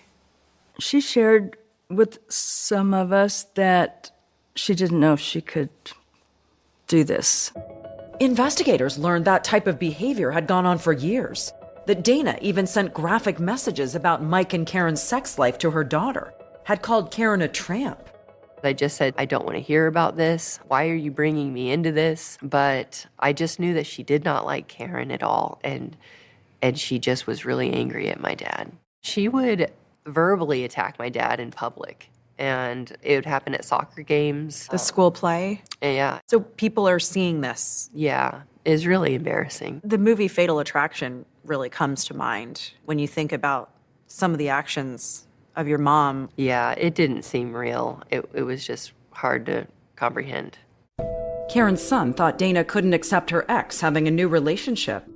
She just, I guess, couldn't handle the fact that he didn't care for her anymore. And Mike's sister said she too witnessed some of Dana's behavior during a stay at his house. It must have been 1 or 2 in the morning. I'd woken up and the light was on out back, and we opened the blinds, and it was Dana jumping on the trampoline. The trampoline was near the house, so we could hear it, and then she just started laughing hysterically. She says Mike also told her about a chilling incident that happened a few weeks before the killings. Mike came home one day after work, and the kids were still in school, and found her sitting in his breezeway that had been locked with a cup of coffee. And he said, "What are you doing here?"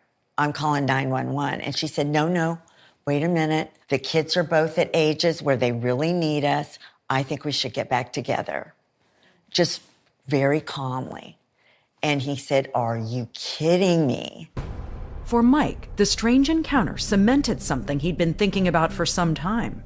He called me right after. He said, "I'm marrying Karen." Then, just days before the murders, on that fishing trip with his brother-in-law, Mike shared a chilling premonition. Mike said, "When I'm gone, please make sure that the kids are raised properly and have what they need." I said, "Are you really serious?" He said, "Yes, something's going to happen. When Dana finds out that Karen and he were going to marry, that's going to be the trigger." And that was the last time I saw him alive. Karen's son suspected Dana from the beginning.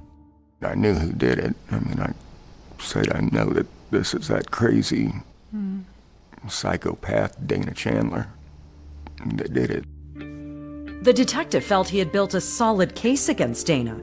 There was her harassing behavior, her suspicious cell records, and the witness along I-70 who thought she saw Dana the night of the murders. She's a good witness. She's a really good witness, yes. Still, the local district attorney didn't think the case was provable beyond a reasonable doubt. The DA didn't think everything you'd gathered was enough. They didn't believe there was enough evidence to take it to court. How frustrating was that for you? Even though I knew in my heart we were on the right track, the DA didn't agree, so we keep moving forward. Months would turn into years. Then a setback. That key witness, the gas station clerk, passed away. Does this become a cold case, or do you say, I'm not giving up, I'm going to keep searching for that evidence that the DA needs? I made a promise to Karen's dad. When he wasn't convinced that the investigation was progressing fast enough or far enough, I said, I've got 12 years before I retire. I will have this case that whole 12 years. Nobody else is going to get it. It's going to be mine. During the long wait, Mike's daughter found her days filled with regret. I was wrestling so badly with the guilt that I had from being so terrible to my dad and never being able to say I was sorry. And I just wanted to do something to redeem myself. And she started having uncomfortable thoughts about her mom. I really wanted to find out who did it. And I needed to know if it was my mom. You put your detective hat on. Yeah, I did. Haley was about to go undercover. It was completely my plan.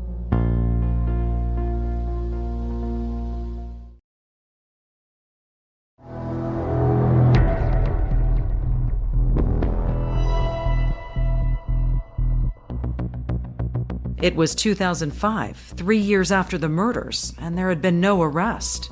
I think that Detective Voley had his whole heart in solving this murder, but he couldn't do it by himself. For you, it felt like the murders fell through the cracks. Yeah. Without answers, Haley found herself asking the toughest question of all. Did your mind go there that could my mom be capable of doing this? Is that possible? Yeah, it did. It was hard to believe that my mom would actually kill them, but I couldn't think of anyone else who would have done it.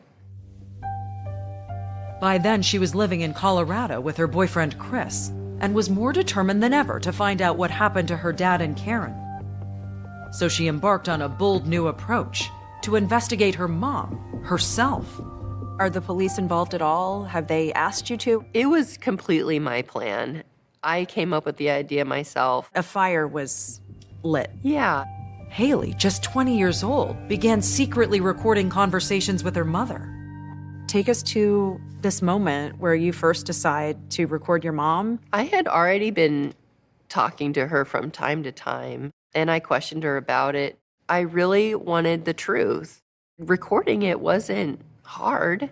Was this over the phone? Did you meet somewhere? So I really only had a recorder for my phone, so I would record our phone conversations. Honestly, like throughout all this, it just seems like you don't want to help. Hey, I had no involvement. I have no idea what your dad and Karen were doing when they were involved. In a span of about 4 years, Haley made 6 recordings. At times, it was clear she was torn. I want things to be normal. You're my mom. No, I just need to hear what you have nothing to do with it. Okay? I'm not going to make her say anything. She's going to say what she's going to say. I'm just recording it. I'm asking legitimate questions. One of Haley's first probing questions was one also gnawing at the detective. Why did her mom buy those gas cans? You had a couple gas cans, Mom. I mean, it's that question right there. Help me get beyond that. I don't want to be there. Her mom told her something she'd never said before. She got the gas cans as a favor to a woman at AA. What was her name? Can you get a hold of her? I mean, if she could say that would just be awesome. Karen, I have no idea. No. And I wish that I would have gotten her name, but I didn't. I was encouraging her to try to prove she didn't do it. And her best convincing evidence that she didn't do it was, Haley, just believe me. What about her phone? I would ask her, why did your phone go unanswered? What's going on with the cell phone? Haley, as far as my cell phone goes, was not able to pick up a signal in the mountains.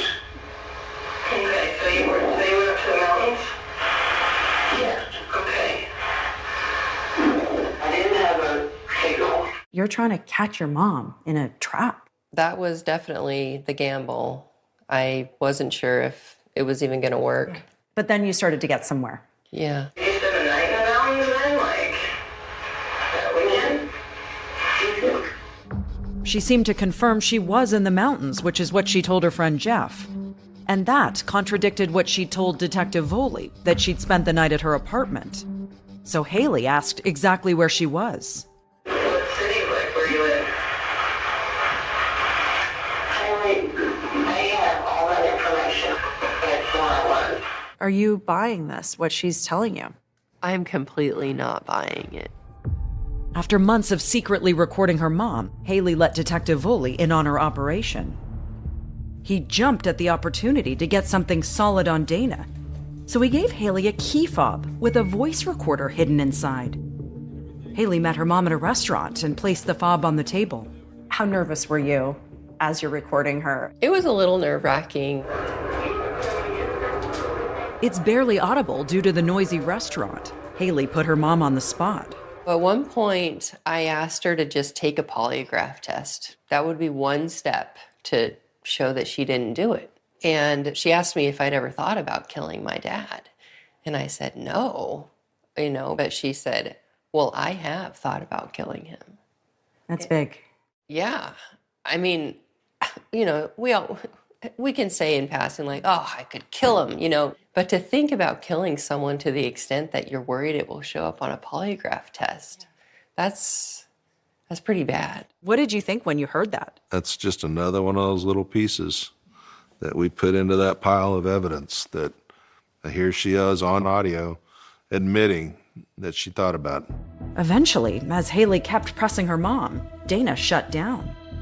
My attorney has advised me not to talk to anybody about anything about that weekend. No, I'm going to take his advice. Okay, I understand, but I don't understand why you can't tell me. I'm just wanting my mom back. But Dana was dug in. If I say something that doesn't agree with what my first statement was, then I'm changing my story, and I don't want to risk doing that either. Dana had changed her story, and she left Haley and Detective Voley more convinced than ever that she'd committed the murders. Haley definitely catches her in some inconsistencies. Yeah, the inconsistencies on the gas can, that was big. So just saying, yeah, I thought about it, that's important. That gives us some something in Dana's own words. It may have been important, but without a confession, it wasn't enough for the DA to take the case. In 2007, 5 years after the murders, Voley was promoted to sergeant and was transferred out of the detective squad. But he didn't give up hope that something or someone would change his luck. And one day, out of the blue, a stranger approached him. It's going to change everything about this. Everything. It certainly does.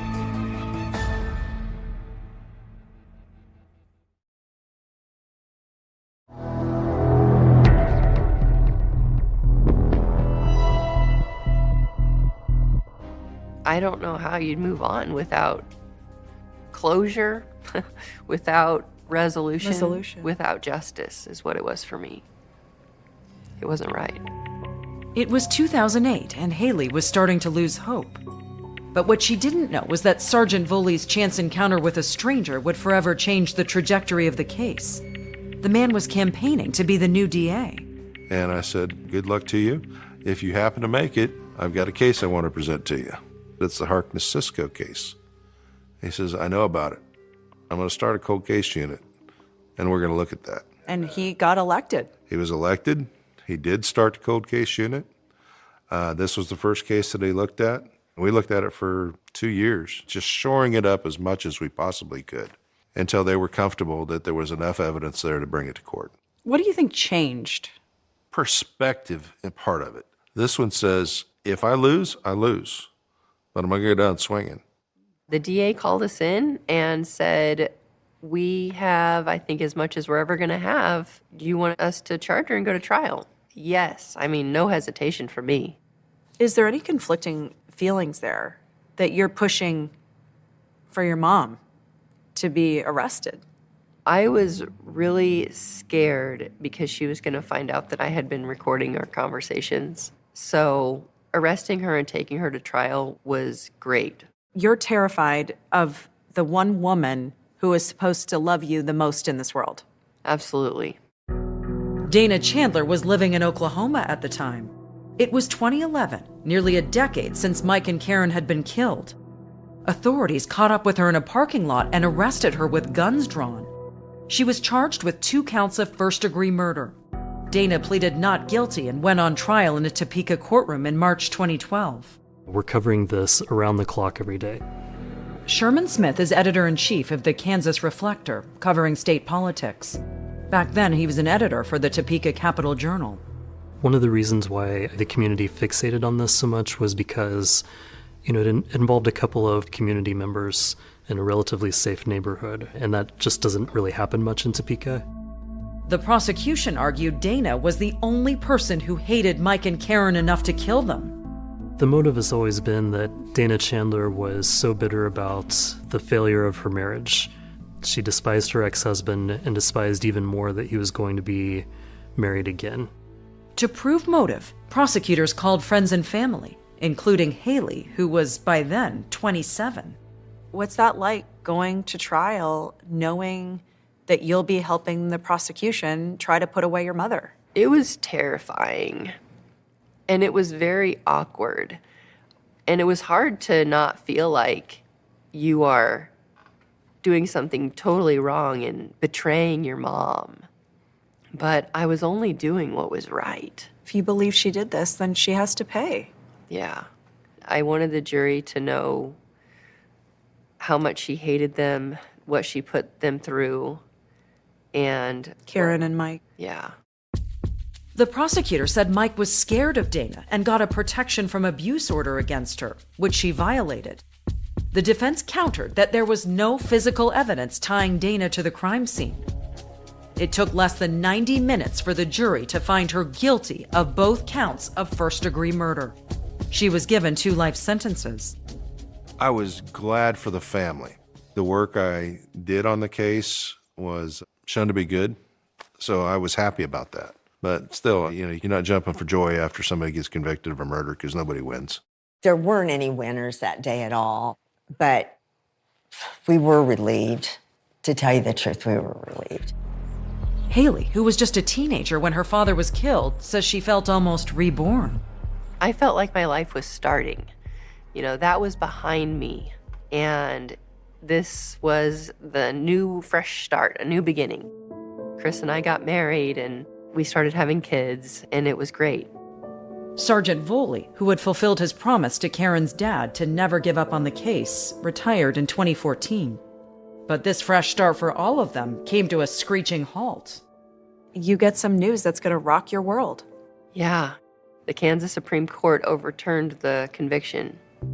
In 2018, 6 years after the trial, the state's highest court ruled the prosecutor had misled the jury about that protection from abuse order. It never existed, and the prosecutor knew it.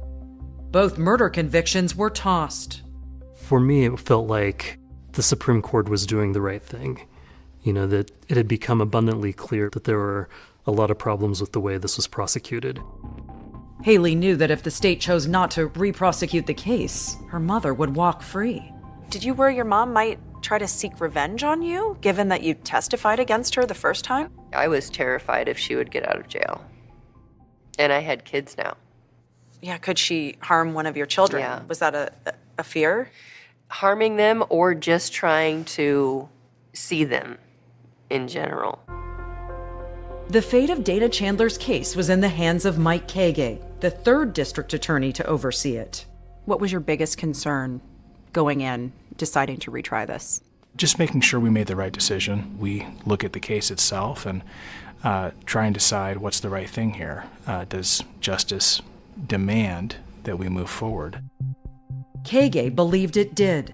Dana Chandler would remain behind bars until her retrial. Her case and her cause began attracting attention.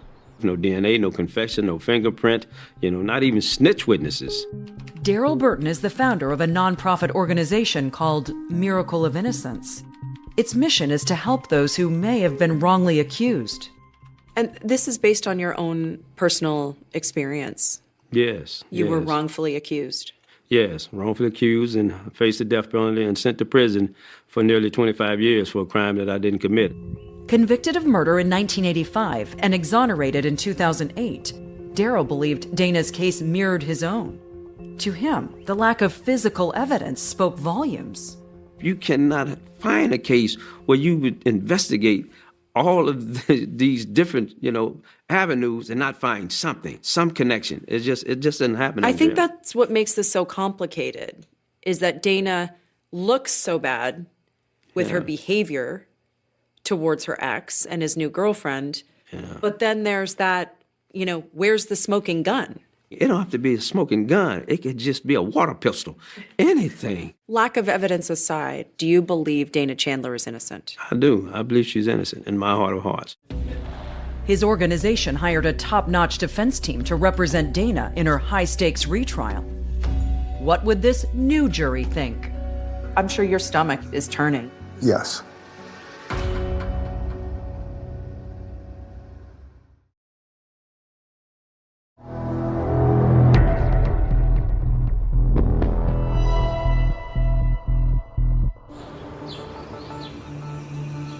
In August 2022, Dana Chandler stood trial for a second time for the murders of Mike Cisco and Karen Harkness 20 years earlier. Prosecutor Charles Kitt acknowledged the evidence the state didn't have. This case is not based on DNA. This case is not based on hair. This case is not based on fingerprints. This case is based on jealousy, rage, and obsession. The prosecution's case remained largely unchanged from the first trial. Haley once again took the stand. Seeing your mom this time around, did it feel different at all? My mom looked so different. I mean, she'd been in jail for 11 years, and it was still hard to see her. But, time had passed, and I had grown, and so I think it was a little bit easier. She really obsessed over him. And she told the jury how her mom seemed perversely fixated on her dad and Karen. It was a big part of my conversations with her was, where's your dad? What's he doing? And your dad did this to me, and bad talking him and Karen. And did that continue up until his death? Yeah. But the prosecution told the jury it wasn't just what Dana said, it was also what she did. Like showing up in Topeka unannounced, or incessantly calling Mike and Karen. He was distraught. Mike's brother-in-law Mark testified about Mike's growing concern over what his ex-wife might be capable of. Mike told me that the patterns of harassment had increased and that he feared for he and Karen's lives. And the state argued Dana's changing alibis for the weekend of the murders were full of holes. A weekend in which her cell phone went dark for more than 24 hours. Perhaps the most chilling testimony came from Dana's friend Ann Hammer. She now believed Dana was guilty and told the jury about a road trip Dana said she took about a month before the murders. She told me that she had driven to Kansas. She told me that she knew nobody was in the house and that she went into Mike's home through the window. After that, she did go to his girlfriend's house and sat outside her house waiting for them to come home, but they didn't show up. Did you think that Dana's story about the drive was possibly a dry run for what she ended up being accused of? That's absolutely what I did think of it. She's just practicing. May it please the court. But Dana Chandler's defense attorney, Tom Bath, reminded the jury of the glaring holes in the prosecution's case. In 20 years, the state had no evidence whatsoever that placed Dana Chandler in Karen Harkness's home, in the city of Topeka, or in the state of Kansas. And that hasn't changed. The defense argued this was a classic example of a botched investigation led by a detective with tunnel vision. Boldly essentially started on this path right from the start. When they get their mind fixed on a suspect, that's almost like you can get a bullseye every time. You know how you get a bullseye every time? Where you stick the arrow in the tree and you just draw a circle around it. Daryl Burton attended the trial to support Dana. And I think that's what they did with Dana. You know, he said, we got this person, and we're going to build our case around this person. The defense highlighted Voley's many missteps, hammering him on cross-examination about the parts of the investigation he failed to document. Did you do a report on this? No. You didn't even do any notes about what Dana said, did you?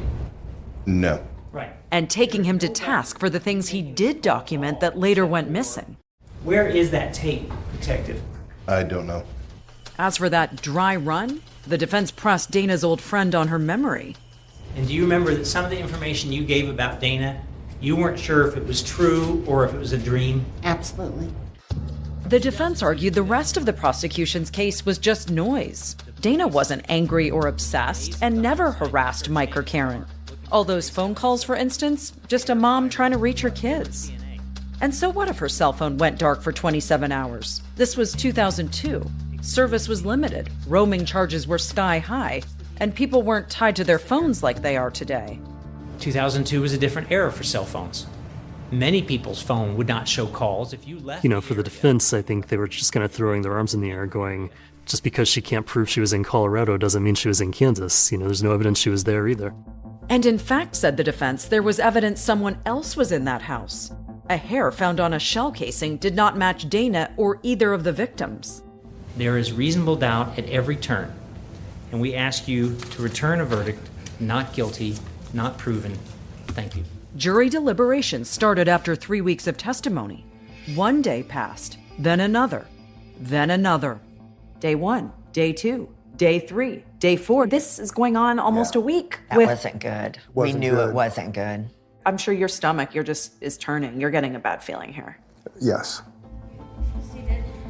On the 6th day of deliberations, the jury filed back into the courtroom. I understand that the jury is unable to reach a unanimous verdict at this time. Is that correct? That's correct. The judge declared a mistrial. All right, thank you very much. And the families found themselves right back where they started. Oh, it hurt. You've already done 1 and then now 2, and then now you have this lack of resolution. It's a roller coaster. Yeah. Definitely a roller coaster. And there was no getting off as the case careened towards a 3rd trial. And this time, all bets were off. There is a big, big twist coming that you did not see coming. Wow. Shocking. This is the mother-daughter showdown for the ages. Absolutely.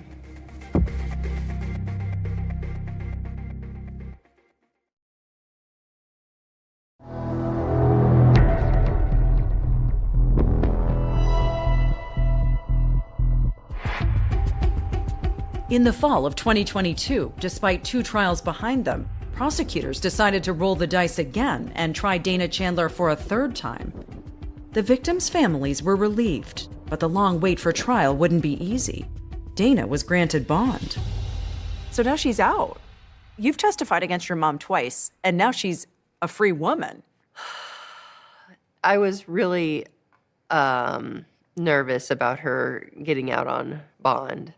I felt better because she was supposed to stay in Kansas and she'd have an ankle monitor, but still, I knew it was nothing for her to drive any distance. Karen's friend Linda was anxious too.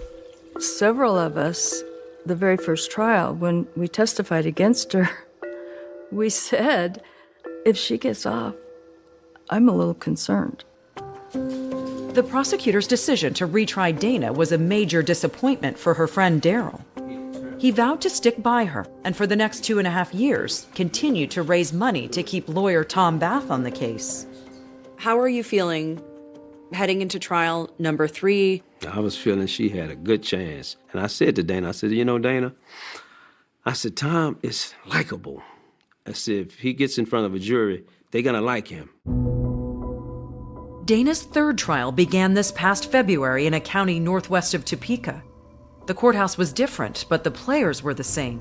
Until, minutes before opening statements, Dana made a stunning decision. She fired her attorneys. Dana would represent herself. She really flips the switch on this one. Yeah, that was a blind side. Even her staunchest supporters were dumbfounded.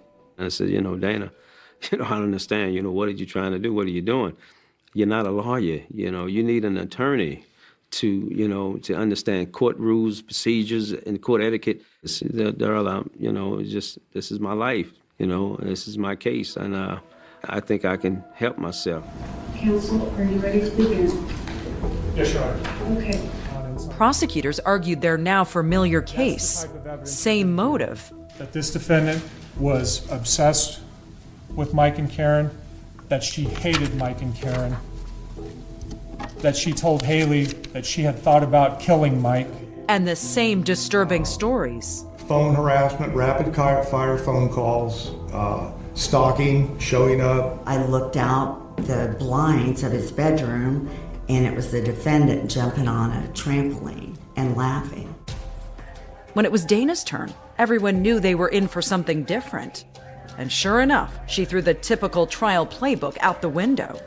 For her first witness, Dana called herself, speaking in a monologue about herself. Start by stating my name. My name is Dana Chandler. I, as everyone knows, have been accused of double homicide, and I am innocent. I did not kill Mike and Karen. With her sisters and other supporters looking on, Dana told the jury she was a woman who'd been dealt a bad hand. She said her ex-husband left her impoverished and shut out of her children's lives, and she'd endured a lonely battle against alcoholism. Yes, she said some of her behavior was ugly, like those graphic messages she'd sent Haley about her dad and Karen's sex life. But that was the alcohol talking. I mean, seriously, Haley was 14 years old. I am just so ashamed and embarrassed about that, and I hate it that I put Haley through that.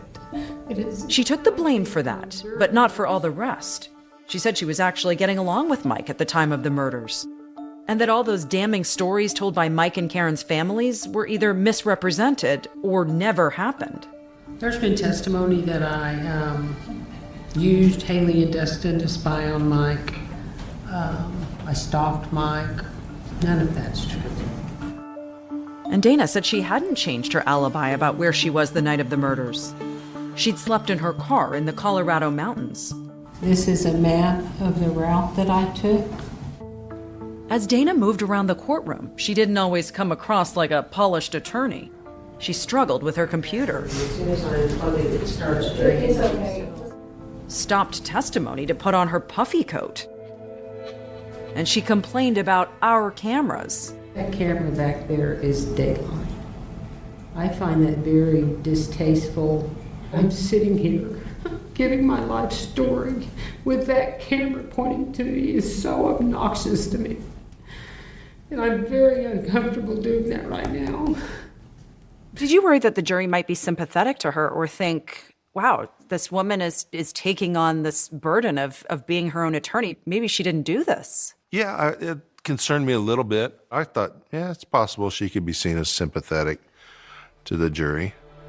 Of course, the fact that Dana was her own attorney meant that she got to question every witness herself, including the man she felt had tormented her for 20 years, Detective Voley. Morning. Good morning. Dana worked him over on the stand, pressing him on every move he made during the investigation. She was asking him questions that either he didn't recall or refused to acknowledge and answer. And then she would approach him with some documents, reports that he had prepared. Well, I can see that it's not accurate because I've obviously made an error on that. It was coming across as effective. She used a note he'd written to portray him as a man desperate to solve the case, not for justice, but to protect his reputation, an allegation he denied. You were feeling a great deal of pressure to solve this crime. I always feel a great deal of pressure to solve any murder. To the point to where you were concerned that the perceived problem that the crime had not properly been investigated would fall on you. That memo lacks context. Yet even though he turned her life upside down, Dana said the detective still couldn't produce a single piece of direct evidence that tied her to the crime. Were there my fingerprints in the house? No. Were there any of my hair in the house? No. Was there any DNA in the house? No. He never found evidence that she owned or knew how to use a gun either. What was that like, having your murder suspect keeping you on the stand for 2 days, just line by line of all your work. I mean, the tables have turned. She's now interviewing you. The irony was so thick I could have cut it with a knife. Being questioned by Dana was equally surreal for Mark and Kathy. What was bizarre for me was I was getting a drink of water when she came to cross-examine me, and I hear this. And she's trying to put on this persona that we're old friends. Dana accused you of having mental health issues. Yes. Isn't it true that you're bipolar? You've been diagnosed bipolar? No, it's not true. It was demented. But the person who dreaded the face-to-face with Dana most was her daughter. Knowing that I was going to have to get up on the stand and be questioned by her was like upsetting my stomach to have to talk to her. What was your strategy with her, your approach, knowing that your mom's playing the role of attorney? I put on my game face. I remember right before I went in to testify, I remembered like a soccer pep talk that my dad gave me as a kid to get ready for the big game. Because I needed to be my best. And I needed to be ready for a fight. And just like, I can do this, you know? And I remember reminding myself where I stand. I wanted the truth. I'm telling the truth, and I'm doing the right thing. And I'm not moving. Well, Lucille. If Haley was Dana's child, you couldn't tell.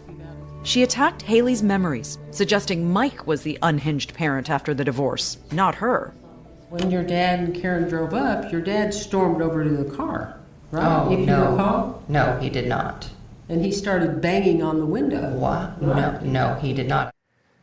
And I'm like, no, that did not happen.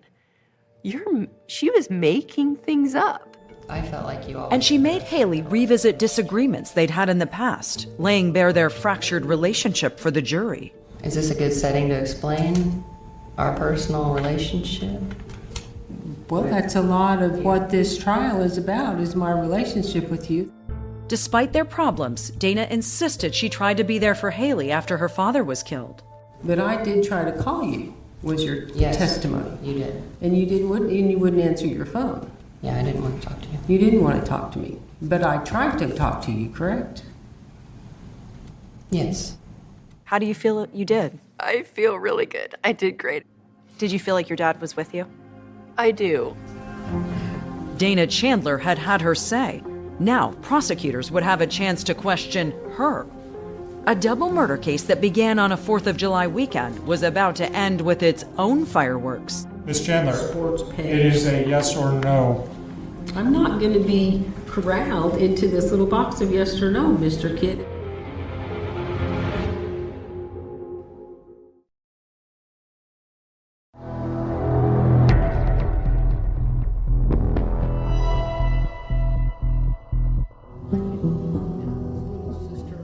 Dana Chandler had conducted her defense her way. I think this case is a character assassination.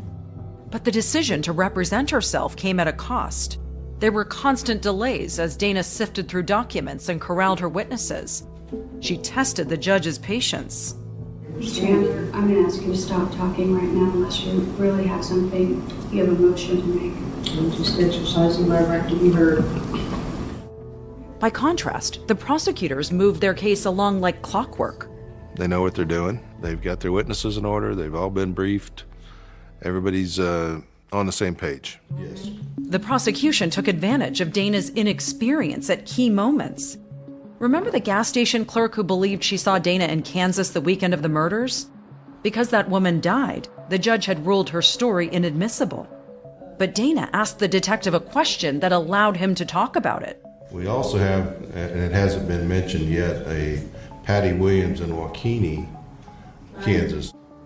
The prosecutor played the revelation for all it was worth, showing the jury how the clerk had identified Dana in a photo lineup.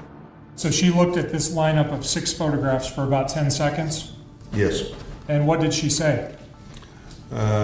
She pointed to the person in position 4 on the lineup and said she was about 70% sure that the woman in 4 was the woman that had been in the store. The prosecution, I mean, these guys, they were literally running circles around Dana. Well, they've been to law school. They've tried many cases. This is their life, their job. It's not Dana's job. Right, and she's never tried a case ever, in her life. The prosecutor also had a chance to do something he'd been wanting to do for years: question Dana on the stand. By testifying, she'd put herself in that precarious spot. I'm ready for cross. The prosecutor asked Dana a series of yes or no questions and called her out when she refused to comply. Ms. Chandler, is it fair to say you don't like the rules when they apply to you? No, that's not true at all. The rule is, when you're asked a question, answer that question and then wait for the next question. Do you understand that? That is what what you're asking me is not necessary, and I understand you're trying to corral me, keep me on a short leash, yes or no. I understand the tactic. But you're not capable of doing that? He took aim at her alibi and got her to admit that she had told different stories about that weekend. So what you told Detective Oley is not consistent with what you told Jeff Bailey, is it? As far as my trip to... Ms. Chandler, it's not consistent with what you... Okay, yeah, I would agree with that. The prosecutor also pointed out the sheer number of witnesses who Dana said hadn't told the truth about her. Tim Sisko and Kathy Boots were wrong about saying Mike saw you in his breezeway in May, approximately 6 weeks before the homicide. Is that correct? Yes, they are absolutely wrong. Kathy was mistaken or wrong on her testimony about seeing you jump on Mike's trampoline? It's inaccurate that happened, absolutely. Haley and Dustin were wrong when they said that you used them as your little spies. Yes or no? Yes, I was not using them as my little spies. How do you think she did on cross-examination? She didn't do too good. The whole trial was just painful. It's like you sitting on the shoreline and you're watching someone drown. You throw them a life preserve and they throw it back. It was just painful. When both sides rested and the case went to the jury, Mark and Kathy were optimistic. Are you feeling good? Yeah, I felt very confident. I was feeling great. And they wouldn't have to wait long for the decision. 3.5 hours after deliberations began, everyone gathered in the courtroom for the verdict. We, the jury, find Dana Chandler guilty of murder in the first degree as charged in count 1. The jury comes back guilty. Yeah, guilty. Does it feel even better this time around because of everything you've been through, that maybe this is final now? Yes. This time with her representing herself, exposing herself with all of her stories, I feel it is over. It's fully out there. Everyone knows what happened. Karen's son Chad was also grateful it was over. I was elated and just felt peace and calm and even some tears of joy. On the other side of the aisle, Daryl was despondent. How did that feel when you see Dana being cuffed and led away after weeks of fighting? Yeah, it was sickening. It was crushing, devastating. She turned and she looked at her family and she blew them a kiss. And then, the sheriff took her out the back door. 23 years after Mike and Karen were killed, their families are just starting to get used to life after Dana Chandler. But for Karen's daughter, Erin, the pain of her mother's death is never far away. As heartbroken as I am for my loss, what literally brings me to my knees is the fact that our 2 amazing sons will never know a life or a world with her in it. Haley feels that ache too. She was just a teen when she lost her father. Now, she's a mother of 3. I'm sure he would have made a great grandpa to your kids. He would have made the best grandpa to my kids. And Karen would have been a great grandma too. I think your dad would be proud of you for all that you've done to fight for him. I hope my dad's proud of me. That's all I wanted.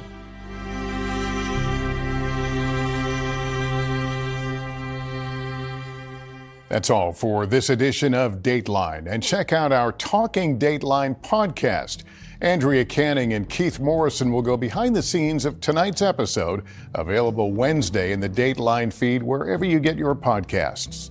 And starting this weekend, in addition to Fridays and Saturdays, you can tune into Dateline Sundays at 10, 9 Central. We'll see you then. I'm Lester Holt. For all of us at NBC News, good night.